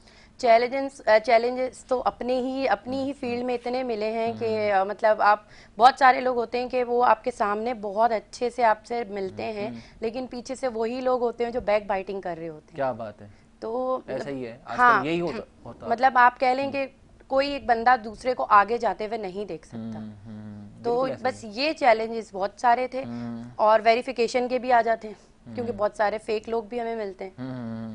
तो ये बताएं कि इस एनजीओ को आप पूरी ऑर्गेनाइजेशन को खुद अकेले ही रन कर रही हैं इस टाइम, या कोई पार्टनर भी है? पार्टनर तो देखें कोई नहीं है, मैं खुद ही रन कर रही हूँ, मेरी टीम है, बिल्कुल सही और है। सबसे बड़ी मुझे मेरे हस्बैंड की सपोर्ट है, तो मैं खुद ही कर रही हूँ जो भी। क्या बात है, क्या बात है। हेल्प फॉर डिजर्विंग ऑर्गेनाइजेशन का फ्यूचर हम क्या एक्सपेक्ट कर रहे हैं? ये इंशाल्लाह आपको फ्यूचर में नजर आएगा कि मैं खुद भी एक अपना ऑर्फनेज बनाऊंगी। क्या बात है भाई, वाह। और कराची में ही? कराची में ही। और मेरा एक ये एम है कि मैंने एक ओल्ड एज होम भी बनाना है, क्योंकि बहुत सारे ऐसे लोग होते हैं जो मैं खुद भी देख रही होती हूँ, उनको उनके बच्चे रखना नहीं चाहते। बिल्कुल ऐसा ही है, सही कह रही हैं। मतलब माँ बाप आपको पाल पोस के बड़ा करें और आप एक टाइम के बाद आप उनको छोड़ दें, तो ये मेरा तो ये एम है। बिल्कुल ऐसा ही है। अल्लाह ताला आपको और इस तरह की खिदमत इंसानियत में मसरूफ़ अमल रखे, आमीन। हमारा साथ आपके साथ शामिल है। और नाज़रीन, जो भी मुखैर आज़ाद और सपोर्ट करने वाले आज़ाद, अगर कोई जेन्युइन वे में तंजीमों को सर्च करते हैं, तो सोनिया अली बाजवा बहुत अच्छी खिदमत इंसानियत के हवाले से दर्ज दे रही हैं, help for deserving organisation run करेंगे, इनको सपोर्ट करें। हमारे इंतखाब आलम साहब जो कि हेल्थ के हवाले से बहुत ज़बरदस्त एनजीओ के हवाले से खिदमात अंजाम दे रहे हैं, तो आप इनको भी सपोर्ट करें, ख़ास तौर पे पेशेंट प्रोटेक्शन सोसाइटी को, इनका साथ हमारे साथ जुड़ा रहेगा। हमारे साथ मौजूद एक और ख़ास समाजी और कारोबारी शख्सियात जो कि हैं फ़ारूक डाडी साहब। कबल इसके कि हम ब्रेक पे जाएं, फ़ारूक भाई, एक सवाल मेरे जहन में आया। लाइफ में इतना कुछ माशाल्लाह आपने अचीव किया है, और अब मैं समझता हूँ कि कुछ बताएं कि आगे क्या प्लान्स हैं? अल्हम्दुलिल्लाह जो कुछ माजी में रहा, मैं उससे बहुत मुतमईन हूँ, और फ्यूचर में यही है जैसे कि इन्होंने कहा, और ये जो काम कर रहे हैं, तो हम भी रोटरी के प्लेटफॉर्म से ये सारे काम करते हैं। सही है। और हम प्रोजेक्ट चलाते हैं। अभी पिछले साल हमने कोई 4 मेगा वाटर फिल्टर प्लांट्स क्या बात है, कराची में मुख्तलिफ इलाकों में लगाए। हाँ। एक कटी पहाड़ी पे, हाँ। एक हमने गबोल कोट मेन सुपर हाईवे पे, हाँ। और 2 हमने न्यू कराची 11F और 11G पे बड़े मेगा फिल्टर प्लांट मेगा लगाए, फिल्टर प्लांट, जहाँ लोग आके फ्री में अपना पानी फ्री लेके में? जाते हैं। क्या बात है बिल्कुल, भाई, कितनी ज़बरदस्त काम कर रहे हैं भाई। वाह, कम्युनिटी वाह, जो वाह। है वो इसको टेकअप करती है। अच्छा, अब और हम बाकायदा मेडिकल कैंप्स भी करते हैं और हेल्थ पे अभी जैसे रमज़ान शुरू होने से 2 दिन पहले हाँ। हमारे अपना club Rotary club of Karachi gate पे ने बाकायदा राशन की ड्राइव की, बल्कि एक मैच हमारे लेजेंड है सादिक मोहम्मद क्रिकेटर जो कि टेस्ट क्रिकेटर, वो हमारे क्लब के मेंबर है, वो और उनके मैसेज। सही। तो अभी हर साल या हर 2 साल के बाद एक फंड रेजिंग मैच करते हैं जिसकी इनकम जो है वो LRBT को, बर्न्स वार्ड को और POP इनको जाती है। और अभी हमने मैच करवाया था 7 मार्च को, बड़ा अच्छा रहा। कच्ची मेमन सोसाइटी ग्राउंड के अंदर ये मैच हुआ था और मकसद ये है कि सादिक मोहम्मद के और मोहम्मद ब्रादान, आपको पता है कि उन्होंने क्रिकेट में एक पायनियर्स रहे जिन्होंने जहाँ से क्रिकेट का एक सिलसिला उस खानदान से शुरू हुआ। क्या बात है। तो बहरहाल सादिक मोहम्मद बहुत अच्छे, उनका भतीजा शोएब मोहम्मद भी मौजूद थे। ये उनकी कंट्रीब्यूशन बहुत है। बिल्कुल है, अच्छा, अब बात रही, अभी मैं पिछले दिनों एक अल मुस्तफा ट्रस्ट का वो देख रहा था, तो आजी मोहम्मद अनीफ तैयब साहब ने बहुत जबरदस्त उसमें काम कर रहे हैं, जैसे ये कर रहे हैं। बिल्कुल ऐसा ही है। एक और नाम है जिसको मैं देखता हूँ, वो कभी भी अपनी पर्सनल तशहीर नहीं करता, लेकिन मैं समझता हूँ उसका नाम है दानिश अमान। दानिश अमान वो बंदा है जिसने इतने प्रोजेक्ट्स किए अपने पास से, और अब अपने दोस्तों के साथ मिलकर, हमजा तबानी है या छोटानी है, जो भी है, तो ये लोग मिलके जो काम कर रहे हैं, तो मैं समझता हूँ आफरीन है। और ये वो लोग हैं जो अपनी तशहीर नहीं बिल्कुल, करते, लेकिन ये कि हम जैसे लोग जब उनसे मुतासिर होते हैं और ईमानदारी से जब वो काम कर, लोगों से फंड नहीं लेते, बिल्कुल ये अपने ही पैसों से, क्योंकि अल्लाह ताला ने उनको बहुत कुछ दिया है, और अपने ही फंड से वो काम करते हैं। फारूक भाई, मैं तो समझता भी यही हूँ कि इंसान एक हाथ से अगर किसी के साथ भलाई करे तो दूसरे हाथ को पता ना लगे। बहुत शुक्रिया फारूक भाई आपका तशरीफ लाने के लिए। फारूक डाडी साहब आज हमारे खास मेहमान थे और हमारे मेहमान शख्सियत भी हमारे साथ रहेंगी। नाज़रीन, आपको हमारे साथ जुड़े रहना है क्योंकि हमारे शेफ़ मज़े मज़े के खाने रेडी करने लगी हैं। अब हम जाने लगे हैं हमारे किचन सेगमेंट के जानिब, जो कि YBC कैटर्स किचन है। तो देखते हैं हमारी शेफ़ क्या बनाने लगी हैं। तो आपने हमारे साथ जुड़े रहना है। मिलते हैं मुख्तसर से ब्रेक के बाद।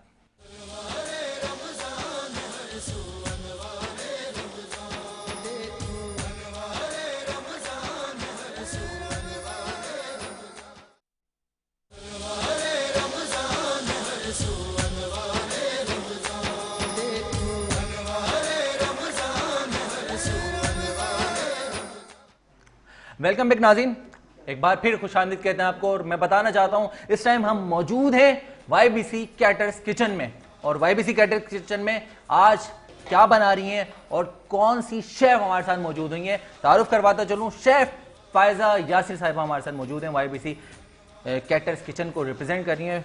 शेफ क्या हाल है आपके? अल्हम्दुलिल्लाह ठीक ठाक, आप कैसे हैं? अल्हम्दुलिल्लाह, बहुत शुक्रिया आप इस YBC कैटर्स किचन का हिस्सा बने। जज़ाकल्लाह, बहुत शुक्रिया आप लोगों ने इनवाइट करा। YBC का बहुत शुक्रिया, उन्होंने हमें ये मौका दिया। बिल्कुल, आप ये बताएं कि आज क्या बनाने लगे हैं? मैं बना रही हूँ आप लोगों के लिए चिकन ब्लैक पेपर, बहुत झटपट तैयार होने वाली, और स्ट्रॉबेरी एंड बनाना स्मूदी जो बहुत रिफ्रेशिंग और बहुत हेल्दी ड्रिंक है। Strawberry and banana smoothie. Banana smoothie मतलब एक ही स्मूदी, एक स्मूदी मजे दो।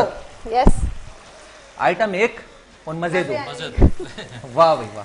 अच्छा ये देखें, मैंने क्योंकि टाइम कम होता है यहाँ पे, तो मैंने ये टाइम कम था तो हमने आपके टाइम कम था तो हमने हाथ बटाने के लिए ना ये दो, एक खातून को और एक हमारे इंतखाब भाई करते रहे, काम मेरा होता रहेगा, काम होता रहेगा। चिकन फ्राई करके मैंने इसके अंदर दही, कुटा भुना जीरा, कुटा भुना धनिया और जो है क्या कहते हैं नमक लहसुन अदरक डाल के इसकी भुनाई कर ली है। जबरदस्त भाई। अब मैं इसके अंदर जो चिकन ब्लैक पेपर है तो ब्लैक पेपर डालेंगे इसके अंदर। जबरदस्त, सही है, सही है।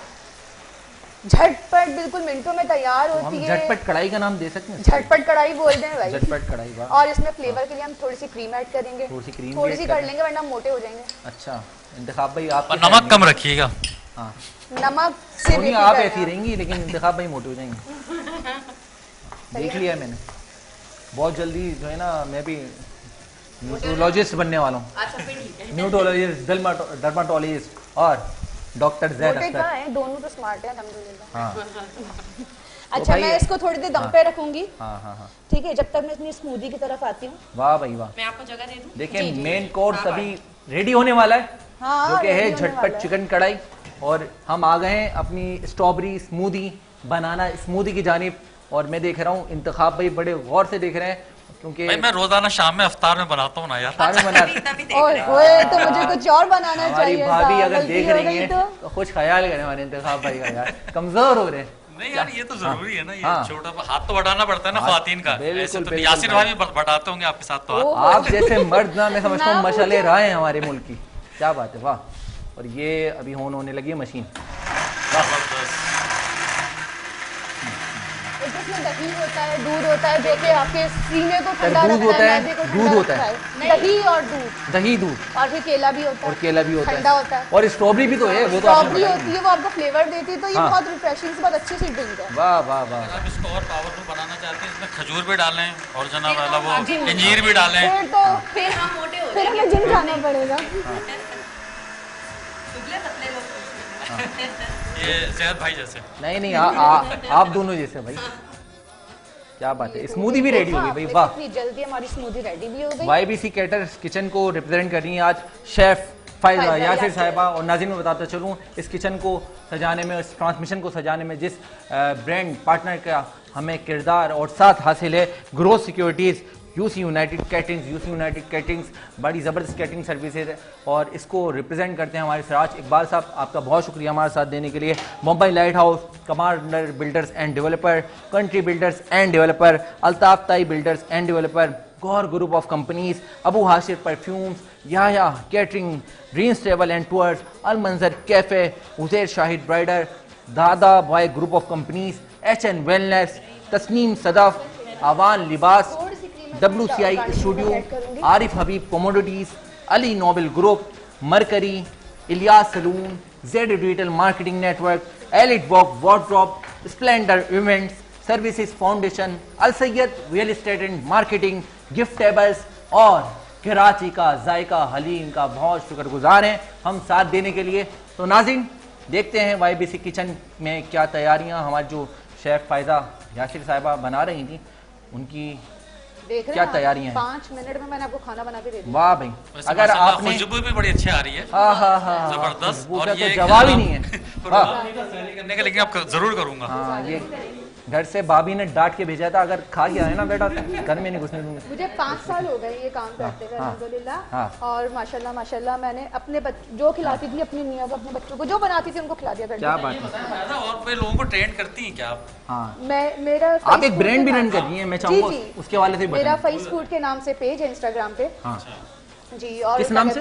Fries food. Fries food. Fries food, fries? Faiza नाम है ना, फायजा से फाइस। ऐसा है, क्या बात है, अच्छा, ये हम थोड़ा सा मक्खन डालेंगे, क्या थोड़ा सा बात गुड़ है, डालने के लिए ना। थोड़ा सा मक्खन डाल दिया सही और है। और ये हो गई हमारी कढ़ाई रेडी।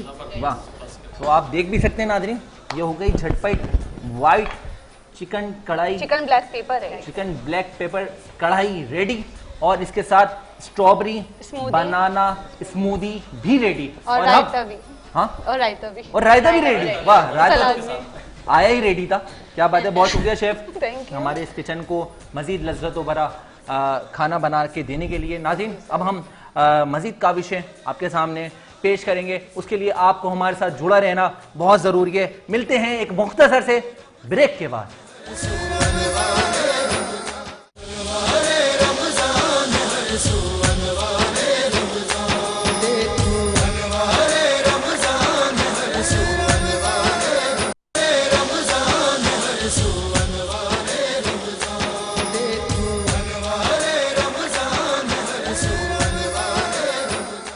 वेलकम बैक नाज़रीन, एक बार फिर खुशामदीद कहते हैं आपको अनवार रमज़ान सहर नशरियात में। नाज़रीन बताता चलूँ, आज के जो हमारे ख़ास मेहमान शख्सियत जो हमारे साथ जुड़ने वाली थी, और तारुफ भी करवाऊँगा, मिलवाऊँगा भी, और आपको बताना भी चाहता हूँ क्योंकि हमारी इस खूबसूरत सहर नशरियात का हिस्सा हमारे मुल्क के मायानाज़ आलिम दीन होते हैं। और आज भी हमारी जिस आलिम दीन के हवाले से और इस हमें बहुत कुछ सिखाने के हवाले से और आपको भी कुछ जानने के हवाले से जिन शख्सियात से आपका तारुफ़ करवाने लगा हूँ, तारुफ़ ये है कि हमारे साथ मौजूद हैं मुफ्ती शहरियार दाऊद साहब, जो कि इल्मी हवाले से बहुत खूबसूरत तालीमात देते हैं और आज हमारी इस खूबसूरत सहर नशरियात का हमारी दावत पे हिस्सा बने हैं। वेलकम करते हैं मुफ्ती साहब को। अस्सलाम वालेकुम। वालेकुम अस्सलाम। क्या हाल है आपके शरिया साहब? अल्हम्दुलिल्लाह रब्बिल आलमीन। बहुत शुक्रिया आज हमारी दावत पर खुसूसी सर नशरियात का हिस्सा बनने के लिए। आपकी मोहब्बत है जज़ाकल्लाह। जैन भाई, आपने इतनी मोहब्बत से बुलाया तो मुझसे इनकार हो ना सका। हालांकि आपको मालूम है मैं किसी और चैनल पर पूरे बिल्कुल, महीने के लिए बुक ऐसे ही, हूँ, ऐसे ही। लेकिन मैं उनसे रिक्वेस्ट करके टाइम स्पेशल निकाल कर स्पेशली छुट्टी लेकर आए हैं हमारी मोहब्बत में, हमारी दावत पर, खुसूसी दावत पर। मुफ्ती साहब का भरपूर हमें फ़ायदा लेना है और बहुत कुछ जानना है, इसके लिए आप हमारे साथ जुड़े रहें। मुफ्ती साहब, सबसे पहला सवाल करना चाहूँगा, तवक्कल और दुआ में क्या फ़र्क है? बिस्मिल्लाहिर्रहमानिर्रहीम। अल्लाहुम्मा सल्लि व सल्लिम व बारिक अला सय्यिदिना मौलाना मुहम्मद व अला आलिहि व सहबिहि व बारिक वसल्लम। तवक्कुल और दुआ बहुत आसान, इसको मैं समझा देता हूँ आपको। सहाबी रसूल सल्लल्लाहु अलैहि वसल्लम रज़ियल्लाहु तआला अन्हु ने पूछा, या रसूलल्लाह सल्लल्लाहु अलैहि वसल्लम, नमाज का वक्त हुआ, हमने अपनी सवारी ऐसे खुली छोड़ दी और नमाज पढ़ने चले गए, तो क्या ये तवक्कुल है? मेरे नबी अलैहिस्सलाम ने फरमाया, नहीं, पहले सवारी को बांध लो, उसके बाद अल्लाह पर तवक्कुल करो और नमाज पढ़ो। क्या बात है। क्योंकि जब तक आप सवारी को बांध के नहीं आओगे, आप जब नमाज पढ़ने गए हुए हो, आपने बज़ाहिर तो ये कह दिया जी मैंने अल्लाह पे तवक्कुल किया, लेकिन आपका दिल वहीं सवारी के पीछे लगा। बिल्कुल ऐसा ही है। आप अल्लाह की तरफ मुतवज्जे नहीं होंगे। बिल्कुल ऐसा ही है। तो जब आप अल्लाह की तरफ मुतवज्जे नहीं होंगे, आपकी इबादत ही कबूल नहीं होगी, तो ये तवक्कुल नहीं है। तवक्कुल और दुआ में फ़र्क ये है, अद्दुआ मुख्खल इबादत, हुज़ूर ने फरमाया सल्लल्लाहु अलैहि वसल्लम, दुआ इबादत का मग़ज़ है। हाँ, मग़ज़ कहते हैं हड्डियों में जो गूदा होता है ना उसको, और एक मग़ज़ कहते हैं हम दिमाग को। दोनों ना हो ना तो इंसान सरवाइव नहीं कर सकता। हड्डियों में गूदा ना हो तो खड़ा नहीं रह सकता, अपर चैम्बर में दिमाग ना हो तो कारोबारी जिंदगी नहीं चल सकती। तो इन दोनों के बगैर जिस तरह बॉडी बेजान है, बिल्कुल इसी तरह दुआ के बगैर इबादत बेजान है। तो सबसे बड़ी इबादत जो है वो दुआ है। बिल्कुल सही है। तो जब दुआ पूरे शौक और सबसे पहले यकीन के साथ नहीं होगी, तो उस वक्त तक दुआ कबूल नहीं होगी और आपकी इबादत मुकम्मल नहीं होगी। जैसे मूसा अलैहिस्सलाम की कौम पर जब वो कहत आया तो सब ने कहा कि जैसे दुआ कराने के लिए चले, आपने फरमाया सब लोग मैदान में आ जाओ। तो सब लोग आए दुआ के लिए। तो एक बच्चे ने छतरी पकड़ी हुई थी या जो भी उस वक्त का तरीका था जो बारिश से बचने का। तो किसी ने पूछा, अरे तू ये छाता क्यों लेके आ रहा है? कहा, अरे अजीब लोग, अल्लाह के नबी अलैहिस्सलाम ने कहा हम बारिश की दुआ के लिए जा रहे हैं, ये हो ही नहीं सकता कि दुआ करें और बारिश ना हो। ये यकीन है। जब यकीन नहीं होता तो फिर कुछ भी नहीं होता। हज़रत यूसुफ अलैहिस्सलाम को जब जुलेखा ने कैद किया, 7 दरवाज़ों के पीछे बुलाया और सब दरवाजे बंद थे। बिल्कुल सही है। और जब दावत गुनाह दी तो यूसुफ अलैहिस्सलाम ने कुछ नहीं सोचा कि दरवाज़ों पे तो ताले लगे हुए हैं। उन्होंने कहा मेरा मददगार है तो सिर्फ एक अल्लाह की ज़ात है। उन्होंने दरवाज़ों की तरफ दौड़ लगा दी और यकीन कामिल इतना था, एक एक दरवाज़ा अल्लाह ताला खुलवाता चला गया और सारे दरवाजे खुल के आप बाहर तशरीफ ले गए। मुफ्ती साहब, काफ़ी आप तरीक़ेकार बता रहे होते हैं, इस्लामी रूहानी तालीमात का दर्ज दे रहे होते हैं। मैं चाहूँगा एक बदनज़र के हवाले से ना, बदनज़र के बुरी नज़र से बचने के लिए कोई बात बताएं। बुरी नज़र से बचने के कई तरीक़े हैं, लेकिन सबसे बेहतरीन ये है कि अल्लाह के हबीब अलैहिस्सलाम ने फरमाया कि तुम सूरह फलक और सूरह नास कम अज़ कम एक मरतबा पढ़कर अगर अपने मरीज़ों पर जिस पर तुम्हें शक हो या यकीन हो कि इसको नज़र बद है, ये पढ़ के फूंक मार दिया करो या पानी पे दम करके दे दिया करो, इंशाल्लाह इससे नज़र बद ख़त्म हो जाएगी। सूरह फलक और सूरह नास, इंशाल्लाह यकीन कामिल होना चाहिए। यकीन कामिल होना बहुत ज़रूरी है। अमल का दारोमदार नियतों पर है। भाई, जादू से बचने के लिए क्या हाल है? जादू के लिए भी यही है। हाँ, सूरह फलक और सूरह नास। नज़र के लिए एक ख़ास दुआ है, अल्लाह करे मुझे मिल जाए क्योंकि हम वो अरबी के अल्फाज होते हैं। मेरी ख्वाहिश और कोशिश होती है कि मैं अरबी के अल्फाज ना दूं, उनके मफहूम और माना समझा दूं और इन्हें किसी और दुआ से उसकी सपोर्ट करा दूं।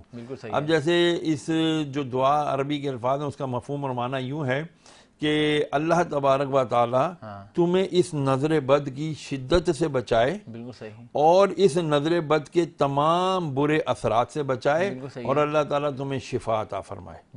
ये उस हदीस मुबारका के अरबी अल्फाज का मफहूम है। तो जब ये नियत करके कि या अल्लाह जो तेरे नबी अलैहिस्सलाम ने फरमाया था कि तू इस बंदे को इस नजर बद की अजियत तकलीफ से बचा और इसको शिफा अता फरमा, इसे अपनी मादरी जबान में भी अगर आप कह देंगे ना उसको शिफा हो जाएगी। क्या बात है, क्या बात है।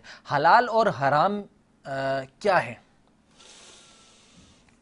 हमारे यहाँ हलाल और हराम को समझा ही नहीं गया कि है क्या, क्योंकि हमारे यहाँ हलाल और हराम को हमेशा क्वांटिटी पे महमूल किया जाता है, क्वांटिटी समझी जाती है। जैसे हलाल को हम कहते हैं जी हलाल में बरकत है और हराम में बरकत नहीं है। इसको यूं समझ लीजिए, बकरी कितने बच्चे जनती है? 1 2 मैक्सिमम। गाय 1, ऊंटनी 1, हलाल जानवर है ना, सब खाते हैं। बिल्कुल सही है। सुअर, मादा सुअर 6 8 10 बच्चे, सही है।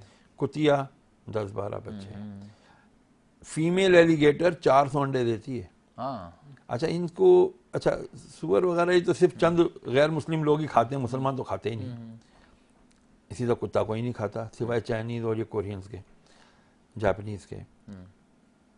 फिर जब इनकी इतनी ज्यादा तादाद बच्चे होने के बावजूद, बिल्कुल सही, और सब लोग खाते भी नहीं है, बेतहाशा जानवर ज़िबा अल्लाह के नाम पर हलाल जानवर ज़िबा होता है। बिल्कुल सही। और उनकी तादाद भी बच्चों की पैदा होने की इंतहाई कम है, लेकिन इसके बावजूद वो हर साल लाखों की तादाद में होते हैं। बिल्कुल सही। तो पता चला जो हलाल होता है ना, हलाल उसमें होती है बरकत, बरकत। भाई वाह। और जो हराम होता है वो क्वांटिटी में बेतहाशा होने के बावजूद वो बेबरकती होती है। कसरत का नाम, बताइए।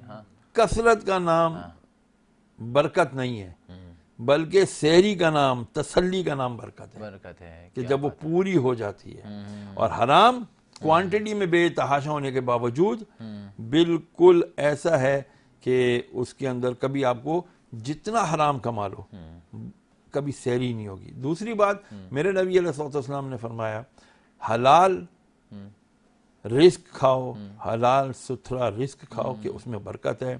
और हराम, हराम के अंदर तो अजाब ही अजाब है। और एक हदीस मेरे नबी अलैहिस्सलाम ने आज के दौर के बारे में इरशाद फरमाया कि मेरी उम्मत पर एक वक्त आएगा कि बंदे को पता नहीं होगा कि उसके पास जो चीज आई है, अब जो चीज आई है कि अंदर रिस्क, पैसा, औलाद, बीवी, बच्चे, गाड़ी, बंगला, ईच एंड एवरीथिंग, जो चीज उसके पास आई है वो हलाल है या हराम, बंदे को इस बात का इल्म नहीं होगा। और फिर वो उसके नुकसानात का खुमियाजा भुगतता रहेगा। मुफ्ती साहब, नमाज अरकान और वाजिबात क्या हैं? नमाज अरकान, नमाज के अरकान, नमाज के अरकान। हाँ, नमाज के अरकान। नमाज की कुछ शराइत होती हैं और कुछ फ़राइज़ होते हैं। नमाज की 6 शराइत और 7 फ़राइज़ हैं। कभी भी कोई भी इबादत शुरू की जाती है ना, उसके लिए कुछ चीज़ें बहुत लाजिम होती हैं, उसको शर्त कहा जाता है।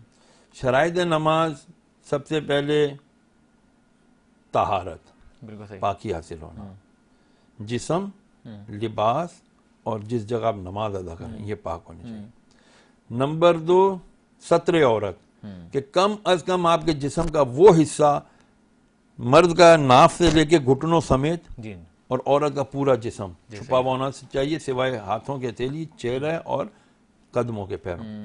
सत्र औरत। इस्तकबाल किबला, कि जो किबले की तरफ आपने नमाज रुख करना है ना, किबले का रुख, उसकी तरफ आपका चेहरा भी हो और सीना भी हो, ये आपका इस्तकबाल किबला। फिर उसके बाद वक्त का होना, ये नहीं है कि जी मैं यार दोपहर को मैंने जोर नहीं पड़ी थी, अभी सहरी का टाइम है, चलो यार अभी जोर पढ़ लेते हैं, यार मैं तो उठूंगा ही देर से, तो मैं अक्सर मगरिब साथ ही पढ़ के सो जाता हूँ। नहीं, हर नमाज को अल्लाह ताला ने उसके वक्त के अंदर बांधा हुआ, मुकर्रर किया। बिल्कुल सही है वक्त।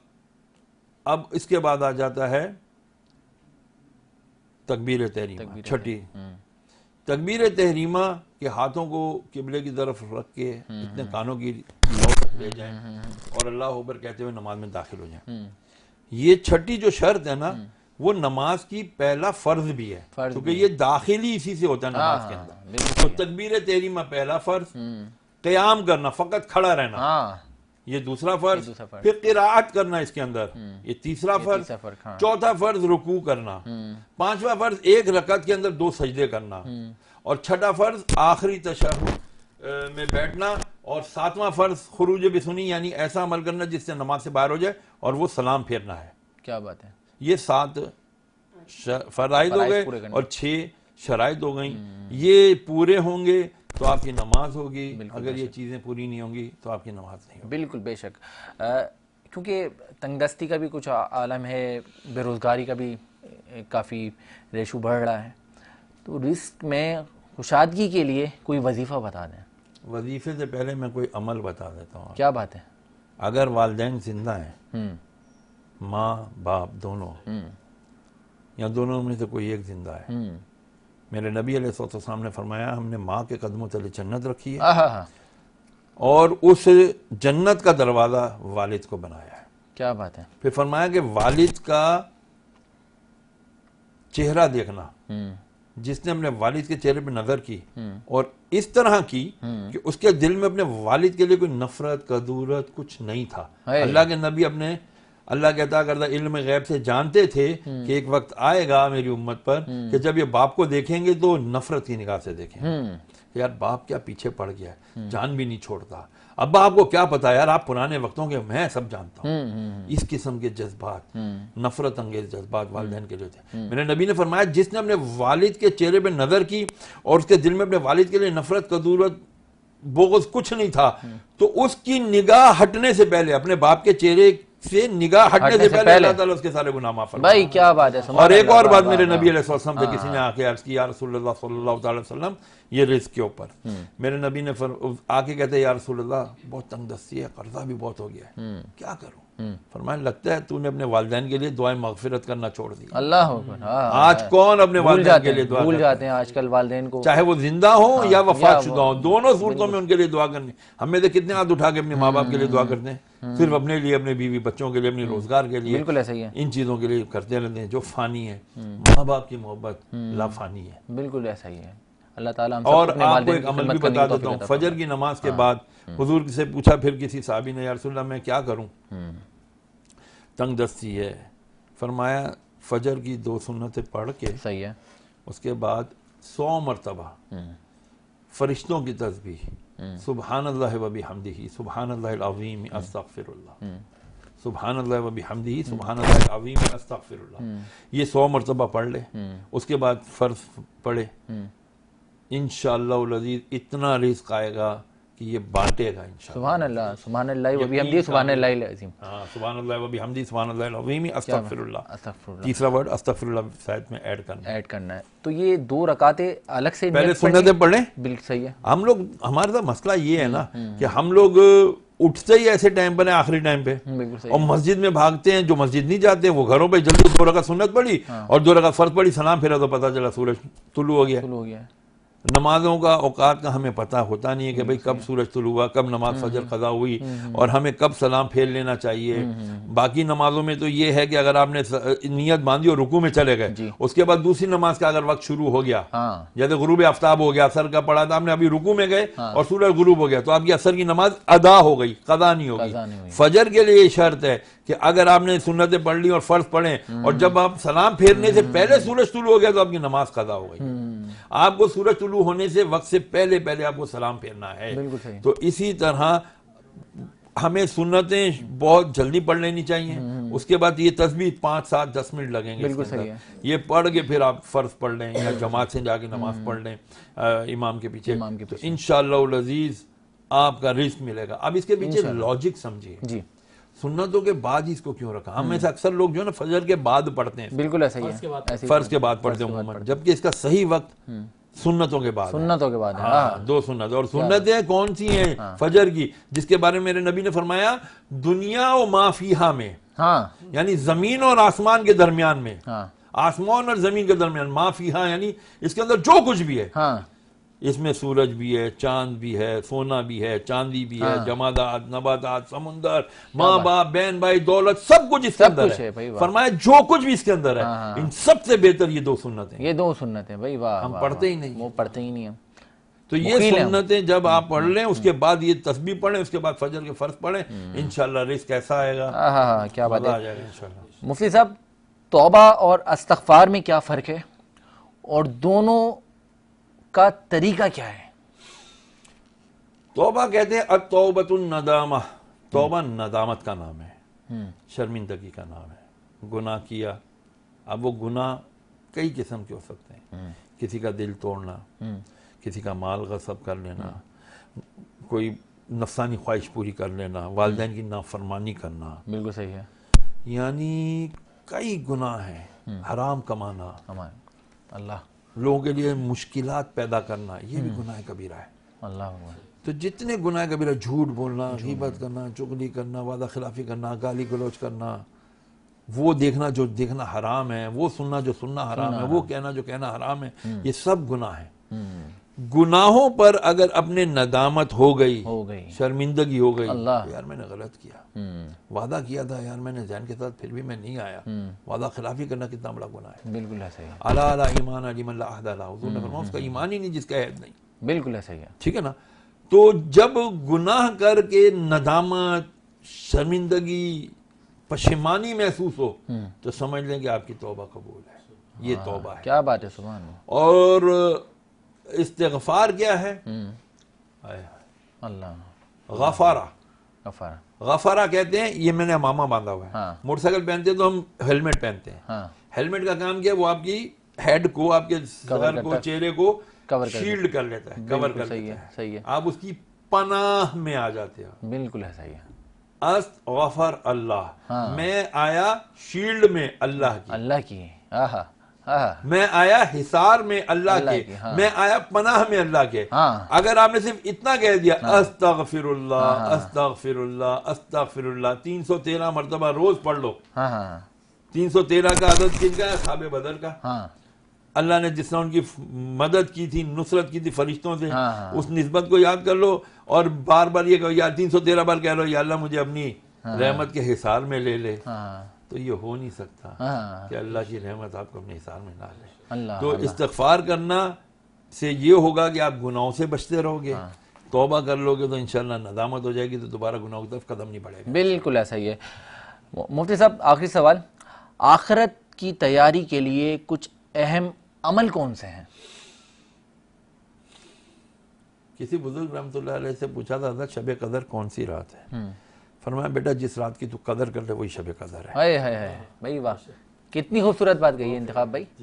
तो आखिरत, हाय हाय, मौला अली मुश्किल कुशा शेर खुदा रज़ी अल्लाह अन्हु फरमाते हैं कि मैं हर नमाज इस नीयत से करता हूँ, नीयत बांध के पढ़ता हूँ कि यार ये मेरी लास्ट नमाज है, अगली नमाज का नहीं पता कि मिलेगी नहीं मिलेगी। तो फरमाते फिर उसमें आता है खुशी व खुजू। आखिरत क्या है? आखिरत ये है कि नमाजें, रोज़ा, हज, ज़कात, ये तो सारी पर्सनल इबादत हैं। जी जी, ठीक है ना।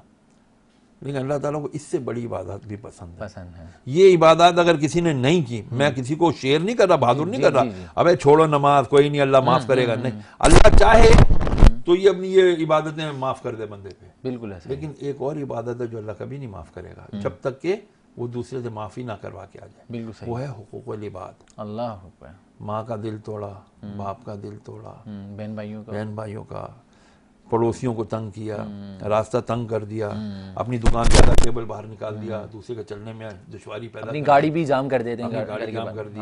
मैं जब जुम्मा पढ़ा रहा था ना, तो अमूमन मैं मेंबर से जब खुतबा पढ़ के उतर रहा हूँ तो मैं कह रहा हूँ जो मोटरसाइकिल और गाड़ियाँ रोड पे खड़े करके आए हो ना, तुम में से उसकी किसी की भी नमाज नहीं होगी, जाओ पहले गाड़ियाँ साइड पे लगा। कितनी ज़बरदस्त तरबियत देते हैं। और इस तरह के उलमाए कराम मतलब नहीं, और लोगों को बड़ी प्रॉब्लम्स होती हैं, रोड जाम हो जाते हैं, गलत पार करके चले जाते हैं नमाज की जल्दी के वजह से। हमारे यहाँ तो भाई ये हो रहा है। मुझे दोस्त वहाँ से अमेरिका से, कनाडा से, इंग्लैंड से दिखा रहे हैं, देखो पर ये यहूदियों का या ये ईसाइयों का ब्रांड है, देखो इन्होंने लिखा है रमज़ान डिस्काउंट से, और हम मुसलमान कह रहे हैं 300 का केला दर्जन लेना है तो लो, नहीं करो, नहीं तो मेरी जमात जा रही है। बिल्कुल ऐसे। और फिर ऐसे लोग जाते हैं आखिरी अशरा फिर मदीने में गुजारते हैं। अल्लाह तेरा शुक्र है तूने मुझे अपने बेशुमार नेमतें दी और यहाँ पे बुलवा लिया। याद रखना, काबे के गिर चक्कर लगाओगे तो जो लोगों को चक्कर दिए हुए ना, वो चक्कर लगाने से ये चक्कर ख़त्म नहीं होंगे। अल्लाह अकबर, अल्लाह अकबर। इसीलिए सोचना चाहिए हमें बिल्कुल ऐसा ही कि है, हम किस मुंह से अल्लाह के घर जा रहे हैं। बिल्कुल ऐसा ही है।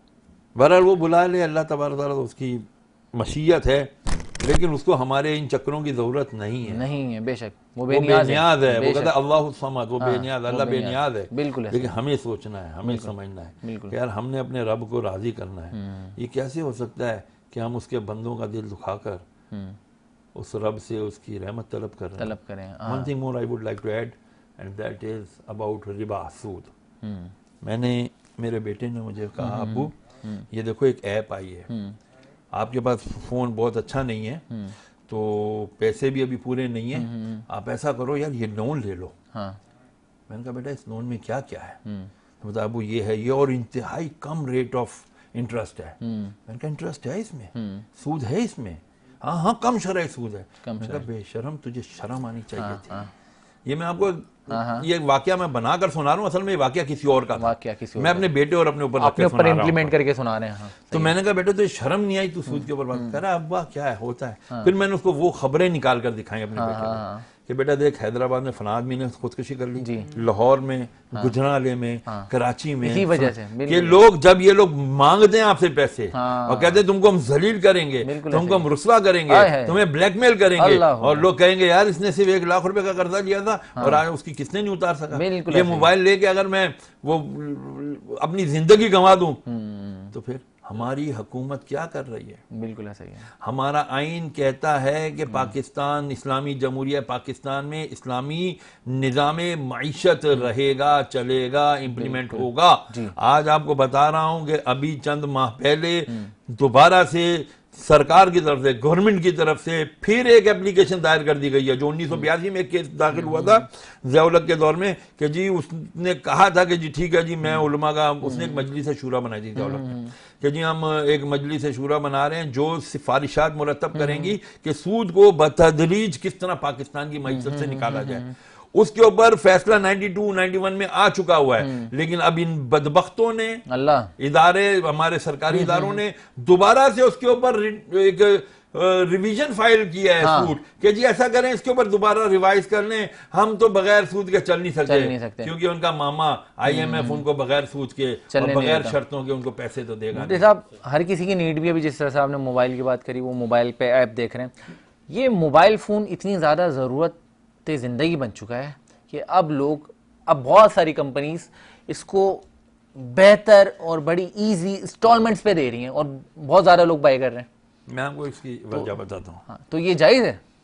मैं बताने का मकसद ये था कि हराम है, हराम है, हराम है, जो करता है वो भी हराम है, और अल्लाह ने ऐलान जंग रखा है, कुरान में कहा है कि मेरा उससे ऐलान जंग है जो सूद का काम करता है, लेन देन करता है, लिखत पढ़त करता है, जो भी उसको सूद के मामला में जिस तरह से भी फैसिलिटेट करता है, वो याद रखे अल्लाह की उससे खुली जाएंगे। And I would like to say one thing more, very categorically clear कर लो भाई, ये जो आप लोगों को बेवकूफ बना रहे हो, इस्लामी बैंकारी और कन्वेंशनल बैंकारी सब बकवास है, कोई इस्लामी बैंकारी नहीं है, क्योंकि आपका सारा bank state bank of Pakistan से मुंसलिक है, वो 7.5% इंटरेस्ट के ऊपर आप लोगों को जो है ना वो पैसे देता है, उससे मुंसलिक हुए बगैर आपकी बैंकिंग शुरू ही नहीं हो सकती, शुरू ही नहीं होती। हाँ। तो जब बैंकिंग आपकी सारी, state bank Islamic pool run कर रहा है, तो इस्लामिक पूल शरई बेसिस पे, जिसको ये कहते हैं कि एक तराजू है इस्लामिक बैंक का, एक पूल सिस्टम ही अलग है, तो वो किस तरह से? मैंने आपसे अर्ज किया ना, ये सब बेवकूफ बनाने वाली बातें हैं, मेरी पॉलिसी है, मेरी सब बकवास है, सब झूठ है, और किसी ना किसी तरह बस शैतान को राजी करना है। पाकिस्तान के अंदर कहीं इस्लाम नाफिज ना हो जाए, कहीं शरई जायज मईशत का निजाम ना आ जाए, और वो बहुत आसान है, बहुत आसान है, उसका बिल्कुल सिस्टम है, उसको कहते हैं बैतुल माल। बैतुल माल बदकिस्मती से यहाँ बना हुआ है, एप्लीकेबल नहीं है। आप देखें जैसे ज़कात और उशर के इन्होंने बनाए हुए डिपार्टमेंट, बिल्कुल ऐसे ही। मैं आपको तरीका वारदात बताऊं, ये हमारे बड़े बड़े मज़ारात पर इतनी बड़ी बड़ी पेटियां, लाल शहबाज कलंदर, अब्दुल्ला शाह गाजी, तीन अट्टी वाले बाबा, फना बुजुर्ग पेटियां वहां लगाई हुई हैं। किस लिए लगाई? बाबों को इन चंदों की जरूरत है? बिल्कुल नहीं है। उन बुजुर्गों रहमतुल्लाह अलैह को, उनके आज आमाल स्वालिहा के सबब आज हम जाते हैं, हम दुआ करते हैं या अल्लाह इनके सदके हमारी दुआ कबूल कर ले, इनके सदके हमारे गुनाह माफ कर दे। क्या हमने कभी ये भी कहा या अल्लाह जैसे अमल इन्होंने किए हमें भी वैसा अमल करने वाला बना दे? ये कोई दुआ नहीं ऐसा नहीं करते हम। अच्छा, होता क्या है, एक निजाम यहाँ इन्होंने बनाया हुआ है। एक आता है बैंक का मैनेजर, मैं बिल्कुल आपको साफ और हकीकत बता रहा हूँ, बैंक का मैनेजर आता है, उसके साथ औकाफ का मैनेजर होता है, उसके साथ इनके औकाफ के सारे कारिंदे होते हैं, नोट गिनते हैं। नहीं जी चोरी होती नहीं, कैमरे लगे हुए, वाकई नहीं होती चोरी। तरीका वारदात क्या है, चंदा निकला 2 लाख रुपया, पेपर पे लिखा 45,000 रुपया, क्योंकि अब 1,55,000 रुपया ये सब बटेगा। सही है। इस वजीर का इतना, ये मैनेजर का इतना, औकाफ के मैनेजर का इतना, ये नीचे वालों का इतना, पूरा पैसा सारा रसीद बन के सील हो जाएगा। बिल्कुल सही है। पूरा जाएगा बैंक में। बैंक में 45,000 रुपया जमा हो गया, जबकि गया कितना है 2 लाख रुपया। 2 लाख रुपया। ये सब मिली भगत है। बिल्कुल सही है। सब मिलके कह रहे हैं हाँ भाई सही है।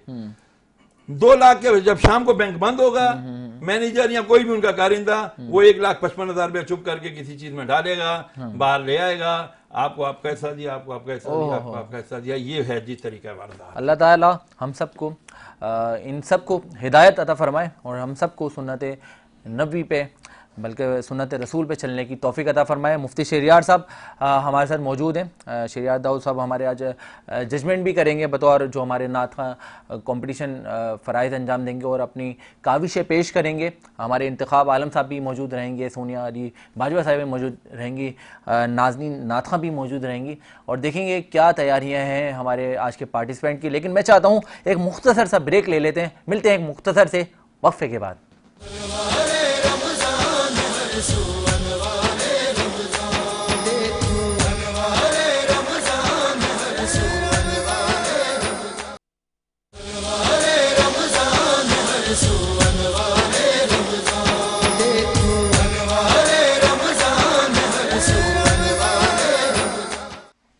वेलकम बैक नाज़रीन, एक बार फिर खुशामदीद कहते हैं आपको अनवार रमज़ान साहब नशरियात में। नाज़रीन हमारे साथ अब जो मौजूद रहेंगे वो हैं आज के प्यारे से सनाखान रसूल, जो कि कंपटीशन राउंड के लिए रमादा हैं, दवाएँ हैं और अनवार रमज़ान साहब नशरियात में आगाज़ से ही रमज़ान कंपटीशन नात कंपटीशन का आगाज़ हुआ और हर रोज़ आप रोज़ाना पार्टिसिपेंट्स की तैयारी देखते हैं कि किस तरह खूबसूरत अंदाज में वो अपनी काविशें पेश करते हैं। और आज उस खूबसूरत सेगमेंट को एज अ जज देखने के लिए हमारे साथ मौजूद हैं मुफ्ती शहरियार दाऊद साहब हमारे साथ मौजूद हैं, जनाब इंतखाब आलम साहब हमारे साथ मौजूद हैं और हमारे साथ सोनिया अली बाजवा साहिबा मौजूद हैं। तो नाज़रीन देखते हैं हमारे साथ पहले पार्टिसिपेंट कौन है और हमारी काविशों को देखने के लिए और इनको मज़ीद रहनुमाई करने के लिए हमारे जजेस भी बताएंगे और आप भी लाइक, कमेंट्स और शेयर के थ्रू बता सकते हैं कि आज के हमारे पार्टिसिपेंट्स की तैयारी आपको कैसी लग रही है। पहले पार्टिसिपेंट की जानिब मैं बढ़ने लगा हूँ और जानते हैं कौन है, कहाँ से ताल्लुक़ रखते हैं। अस्सलाम वालेकुम भाई। वालेकुम अस्सलाम। क्या हाल है आपके? अल्लाह का। कहाँ से तशरीफ़ लाए?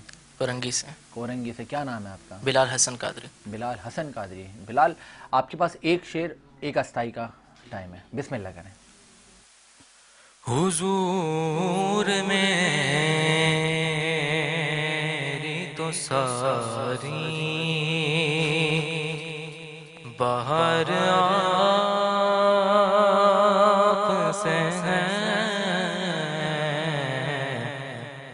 हुजूर मेरी तो सारी बाहर आँख से है, मैं बेकरार था मेरा करार आप से है, हुजूर मेरी तो सारी बाहर आप से है, मेरी तो हस्ती क्या है, मेरे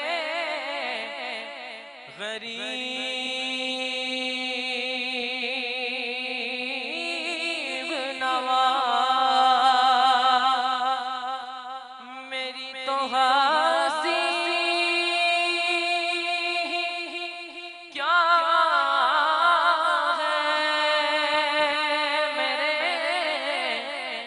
गरीब नवाज जो मिल रहा है मुझे सारा प्यार आपसे है। बहुत बहुत खूबसूरत अंदाज में अच्छी तैयारी के साथ नात मुबारका पेश कर रहे थे। कबल इसके कि मैं अपने जजिस की जानिब बढ़ूँ, जो हमारे साथ 3-4 पार्टिसिपेंट मौजूद हैं, तमाम के कलाम हम सुन लेते हैं मुफ्ती साहब। उसके बाद आपके फर्दर हर एक के नाम लेकर आप नोट तो कर रहे हैं और उनकी फिर रहनुमाई की जानिब हम चलेंगे। तो नाज़रीन, एक और पार्टिसिपेंट हमारे साथ मौजूद हैं, जानते हैं क्या नाम है और कहाँ से तशरीफ़ लाएँ। अस्सलाम वालेकुम भाई, क्या नाम है आपका? क्या बात है, बिस्मिल्लाह करें। वो सुएगा ज़ार फिरते हैं, वो सुएगा ज़ार फिरते हैं, वो सुएगा ज़ार फिरते हैं,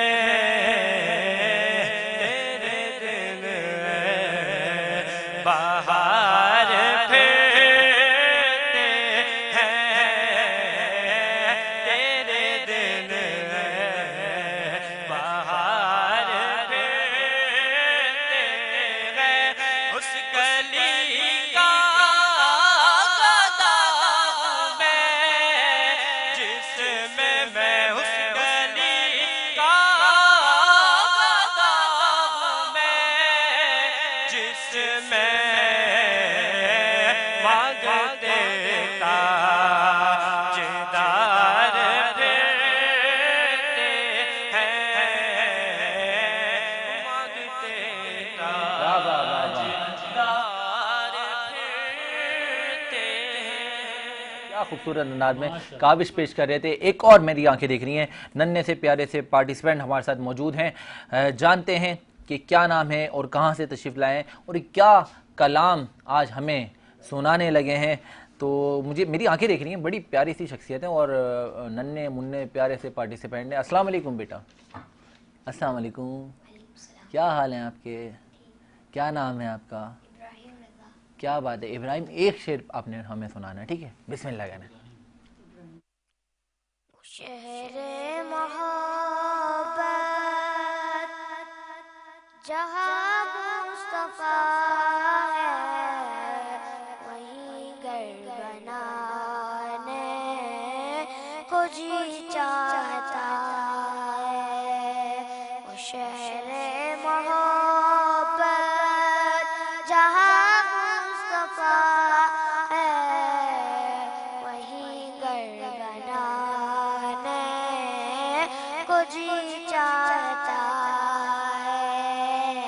वो सोने से कम कर, वो चांदी से माटी, वो सोने से कम कर, वो चांदी से माटी, नजर में बसाने को जी चाहता है। जो पूछा नबी ने कि कुछ घर छोड़ा, तो सिद्दीक़ अकबर के होठों पे आया। जो पूछा नबी ने कि कुछ घर छोड़ा, तो सिद्दीक़ अकबर के होठों पे आया। माल दौलत की क्या हैसियत है, जहाँ जान लुटाने को जी चाहता है। बड़े प्यारे अंदाज में नन्हे मुन्ने से सना खां अपनी काविशें पेश कर रहे थे हुजूर पाक सल्लल्लाहु अलैहि वसल्लम की बारगाह में। नाज़रीन, एक और प्यारे से सनाखाने रसूल मौजूद हैं और देखते हैं क्या तैयारी के साथ आए हैं और कहाँ से तशरीफ़ लाए हैं। अस्सलाम वालेकुम। वालेकुम अस्सलाम। क्या नाम है बेटा आपका? कोकब। कोकब, पूरा नाम क्या है? शेख मोहम्मद कोकब। शेख मोहम्मद कोकब। चलें शेख साहब, बिस्मिल्लाह करें। क़द्म रुसूल मक्की मदनी कौनैन में तुम सब कोई नहीं, कोई नहीं।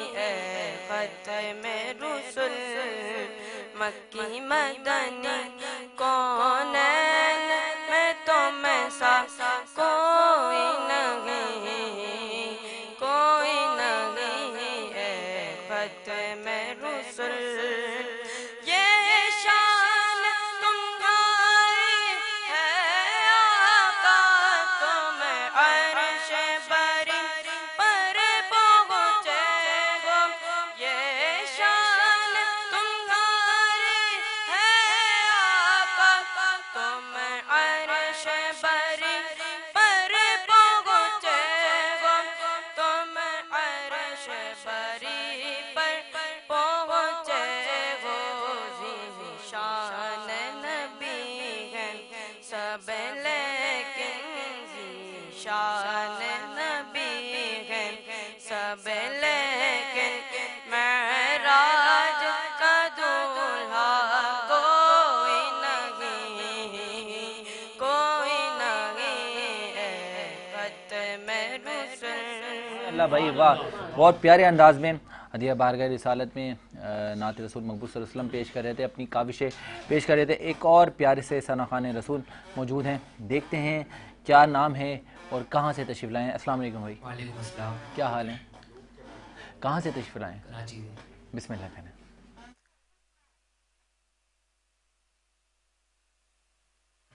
खुदा की अज़मतें क्या है, मोहम्मद मुस्तफा जाने, मकामे मुस्तफा क्या है, मोहम्मद का खुदा जाने। सदा करना थी मेरे बस में, मैंने तो सदा कर दी। सदा करना थी मेरे बस में, मैंने तो सदा कर दी। वो क्या देंगे मैं क्या लूँगा, वो क्या देंगे मैं क्या लूँगा। सखी जाने गदा जाने, वो क्या देंगे मैं क्या लूँगा। सखी जाने गदा जाने। अंदाज में आखिरी हमारे पार्टिसिपेंट हमारे साथ मौजूद थे जो हदिया बारगाह रिसालत में अपने अकीदतों के फूल निछावर कर रहे थे, काविशें पेश कर रहे थे। अब हम चाहेंगे कि हमारे जजिस से की रहनुमाई लें कि किसकी क्या तैयारी थी। हमारे ख़ास मौजूद हमारे मुफ्तियान कराम भी आज जज थे, मुफ्ती शरियार दाऊद साहब, मिर्ज़ा इंतखाब आलम साहब, सैयदा सोनिया अली बाजवा साहिबा और ताज़ीन ज़हरा साहिबा आज हमारी जज बतौर जज फ़राइज़ अंजाम दे रही थी। मुफ्ती साहब सबसे पहले आपकी जानिब बढ़ेंगे। आज माशाल्लाह 5 बच्चों ने कारकर्दगी पेश करी, तो क्या कहेंगे इसमें? अब फर्स्ट सेकंड थर्ड कितने आपने आगे जाने हैं मुझे नहीं पता, ये सब नहीं आगे जाना है अभी। अच्छा, पूरे रमज़ान अच्छा, अभी चल हमारा रहा है। रोज़ाना सिलसिला है। तो बहरहाल अच्छा, तो अब ये है कि बहुत अच्छे तरीके से इन सब ने पढ़ा और अच्छी बात यह कि सब ने बहुत अच्छा अच्छा कलाम चुना। और ये जो कौकब बच्चा है इसकी आवाज़ भी बड़ी अच्छी थी। क्या बात है। और उम्र बदल रही थी, लेकिन इसका जो उतार और चढ़ाव था ना, ये ऊपर से जब निचले नोट पे आता था, इसका कंट्रोल अच्छा था। कलाम की सिलेक्शन भी अच्छी थी। सिलेक्शन कलाम सब ने बहुत अच्छा था। माशाल्लाह। कौकब ने मेरे हिसाब से अभी तक के 5 में सबसे बेस्ट कौकब रहा है, ठीक है ना। अच्छा, सबसे पहले बिलाल, उसने बहुत अच्छा पढ़ा, लेकिन वो भी उसका जो बात बच्चे ना, गला इतना बड़ा नहीं होता, वो मुर्खियां लगाते हैं और बीच में वो कहते हैं ना, वो जगह बनाने की कोशिश करते, जगह लगाने की कोशिश करते। हाँ, इसने कोशिश अच्छी की है, बट थोड़ा भी मजीद इसको मेहनत की जरूरत है। बिल्कुल ऐसा ही है। सेकंड मेरे हिसाब से यही है, आज के हिसाब से रहा है। और बाकी ये कि अब्दुल राफे ने भी अच्छा पढ़ा, और ये सबसे आखिर में कौन थे? अब्दुल राफे आखिर में थे ना? अब्दुल राफे। हाँ, बट ज़्यादा अभी इनको ज़रूरत है, मजीद मेहनत की। जामी रज़ा वाज आल्सो गुड, लेकिन अब इसने जो कलाम चुना था ना, वो इसके गले के हिसाब से मेरे हिसाब से सही नहीं था। इसको इनको चाहिए कि कलाम जब चुने ना, जब मुकाबले हुआ करें, तो देखें कि हमने किस तरह का कलाम चुनना है, और हमें उसमें किस तरह स्टाइल लेनी है, और किस तरह से हमने इसे अंतरे में जाना है। जो ऊपर वाले नोट से नीचे नोट में आना ना, ये ज़रा मुश्किल काम होता है, उतार चढ़ाव। हाँ, इसमें कमांड ज़रूरी होती है। तो एक्स्ट्रा जगह लगाने से भी खराब हो जाता है सुर। बिल्कुल, तो सुर से अगर आप बेसुरे हो जाते हैं ना, तो फिर वो मजा नहीं आता, क्योंकि सारे कलाम सबने सुने हुए, बिल्कुल, बड़े बड़े नाथखानों ने पढ़े हुए, तो इसीलिए तो फिर हर एक फिर उस लेवल को सामने रख के सुनता है। बिल्कुल ऐसा ही है। तो जब वो उसके मेरिट के मुताबिक नहीं पढ़े जा रहे होते हैं ना, तो फिर दिल खराब हो रहा है। पर हम तो ये ज्यादा माहिरीन है कि ये सुर देखते हैं, लय देखते हैं, आलाप देखते हैं, अप एंड डाउन देखते हैं, नशेब व फराज देखते हैं, कहाँ आवाज टूट रही है। और ज्यादातर बच्चे वो 17, 16, 18 साल, जो ये चेंजिंग ऑफ वॉइस एज होती है, तो इसमें आवाज बदल रही होती है 14, 15, 16, 17 साल में ना। तो बहरहाल it was a good effort. Intikhab Alam भाई, आपकी भी बड़ी वाबस्तगी रही है महफिल नात, और करवाते भी हैं, सजाते भी हैं, और काफ़ी लोगों को जज भी कर रहे होते हैं, तो क्या कहेंगे? माशाल्लाह, सबसे पहली बात तो ये तमाम सनाखान रसूल हैं, और सारे मोहतरम हैं, और सारे उन्होंने बहुत अच्छा कलाम पढ़ा। लेकिन ये है कि दुनियावी हिसाब से एक का तो रैंक देना पड़ता है। तो मैंने भी यही, जैसे मुफ्ती साहब ने कहा, शेख मोहम्मद कोकब, उसने माशाल्लाह बहुत अच्छा कलाम पढ़ा। उसके बाद मोहम्मद जहांगीर ने भी अच्छा कलाम पढ़ा, सेकंड मेरे नज़र में वो थे। और तीसरे जनाब आला ये अपना जो इब्राहिम रज़ा थे, इन्होंने भी अच्छा कलाम। क्या बात है। सोनिया, आप क्या कहेंगी? मेरी भी इन्हीं के साथ इत्तेफाक है राय। क्या बात है, क्या बात है। ताज़ीन, आप बड़ी प्यारी सनाखान रसूल हैं, क्या कहेंगी तमाम बच्चों की काविशों को देखकर? माइक ले लें जी। मेरा एक मैसेज है कि जितने भी नातख़्वाह यहाँ पर आए हैं, उनको जो है आवाज़ में ठहराव होना चाहिए फर्स्ट ऑफ ऑल तो। और जब आप कोई जगह ले रहे हो, तो आप अपने सुर में रह के जगह लेंगे, तो वो पोलाइटली अगर हो जाएगी तो बेहतरीन हो जाएगी। क्या बात है, क्या बात है। नाज़रीन, इसी तरह से काविशें आप कल भी मुलाहिज़ा कर सकेंगे क्या तैयारी के साथ हमारे पार्टिसिपेंट और कौन कौन आने वाला है। इख्तितामी वक्त में कबल इसके कि हम आप आज अपने कवाल को सुने, जो कि हैं अब्बास अली तनवीर अली साबरी कवाल, और वो कलाम पेश करें। मैं चाहूँगा हमारे साथ मौजूद हैं हमारे माया नाज आलिम दीन मुफ्ती शहरियार दाऊद साहब। शहरियार साहब, मैं चाहूँगा कि एक पब्लिक के लिहाज से एक मैसेज आपकी जानिब से जाए। देखिए, आज रहमत का अशरा ख़त्म हो रहा है, आखिरी रोज़ा है 10वां, आगे रह गए सिर्फ 2 अशरे। पता हर एक को पता है वन्ना वाला ज़ालिका लशहीद, और हर इंसान अपने ऊपर खुद गवाह है उसने क्या किया। उसने इंसाफ किया रमज़ान के साथ या नहीं किया? यकीनन नहीं किया। तो अब आगे वाले जो 20 रोज़े 19 रोज़े रह गए, उसको इंसाफ, अदब, एहतराम और एहतसाब के साथ गुजारें। और जो अल्लाह ने हमें तक़वा परहेज़गारी के लिए मौका दिया है, अपने नफ्स की इस्लाह करें। बिल्कुल, अल्लाह हमें नफ्स की इस्लाह करने की तौफ़ीक़ अता आमीन सुम्मा आमीन। इंतखाब आलम साहब, आपका तशरीफ़ लाने के लिए बहुत शुक्रिया। सोनिया अली बाजवा साहिबा, आपका बहुत शुक्रगुज़ार हूँ। ताज़ीन साहब, आपका बहुत शुक्रगुज़ार हूँ। नाज़रीन, कबल इसके कि मैं अपने कवाल से रिक्वेस्ट करूँ कलाम पेश करने के लिए हमारे साथ मौजूद हैं अब्बास अली तनवीर अली साबरी साहब। इस बात, इस ख्याल और इस इजहार के साथ अपने मेज़बान को दीजिएगा इजाज़त कि आपने अपना और अपने चाहने वालों का बहुत ख्याल रखना है, और ख़ास तौर पे खिदमत इंसानियत में जिस तरह से मसरूफ़ अमल तंजीमें काम कर रही हैं, इंतखाब भाई भी काम कर रहे हैं, सोनिया भी काम कर रही हैं, इस तरह से अपने इर्द गिर्द के लोगों को ढूंढें कि कौन ज़रूरतमंद है, कौन किसको ज़रूरत है आपकी, और किस आपके दिए हुए माल से किसकी भलाई हो जाए। तो क्या पता इन सदक़ात के सदक़े में अल्लाह ताला अगले साल हमारी हाज़िरी भी मदीना मुनव्वरा में और बैतुल्लाह में लिख दें। तो अपने मेज़बान को इस बात, इस ख्याल और इसी इज़हार के साथ इजाज़त दीजिए कि आपने अपना और अपने चाहने वालों का बहुत ख्याल रखना है। अल्लाह हाफिज़ो निगहबान। बिस्मिल्लाह अब्बास भाई।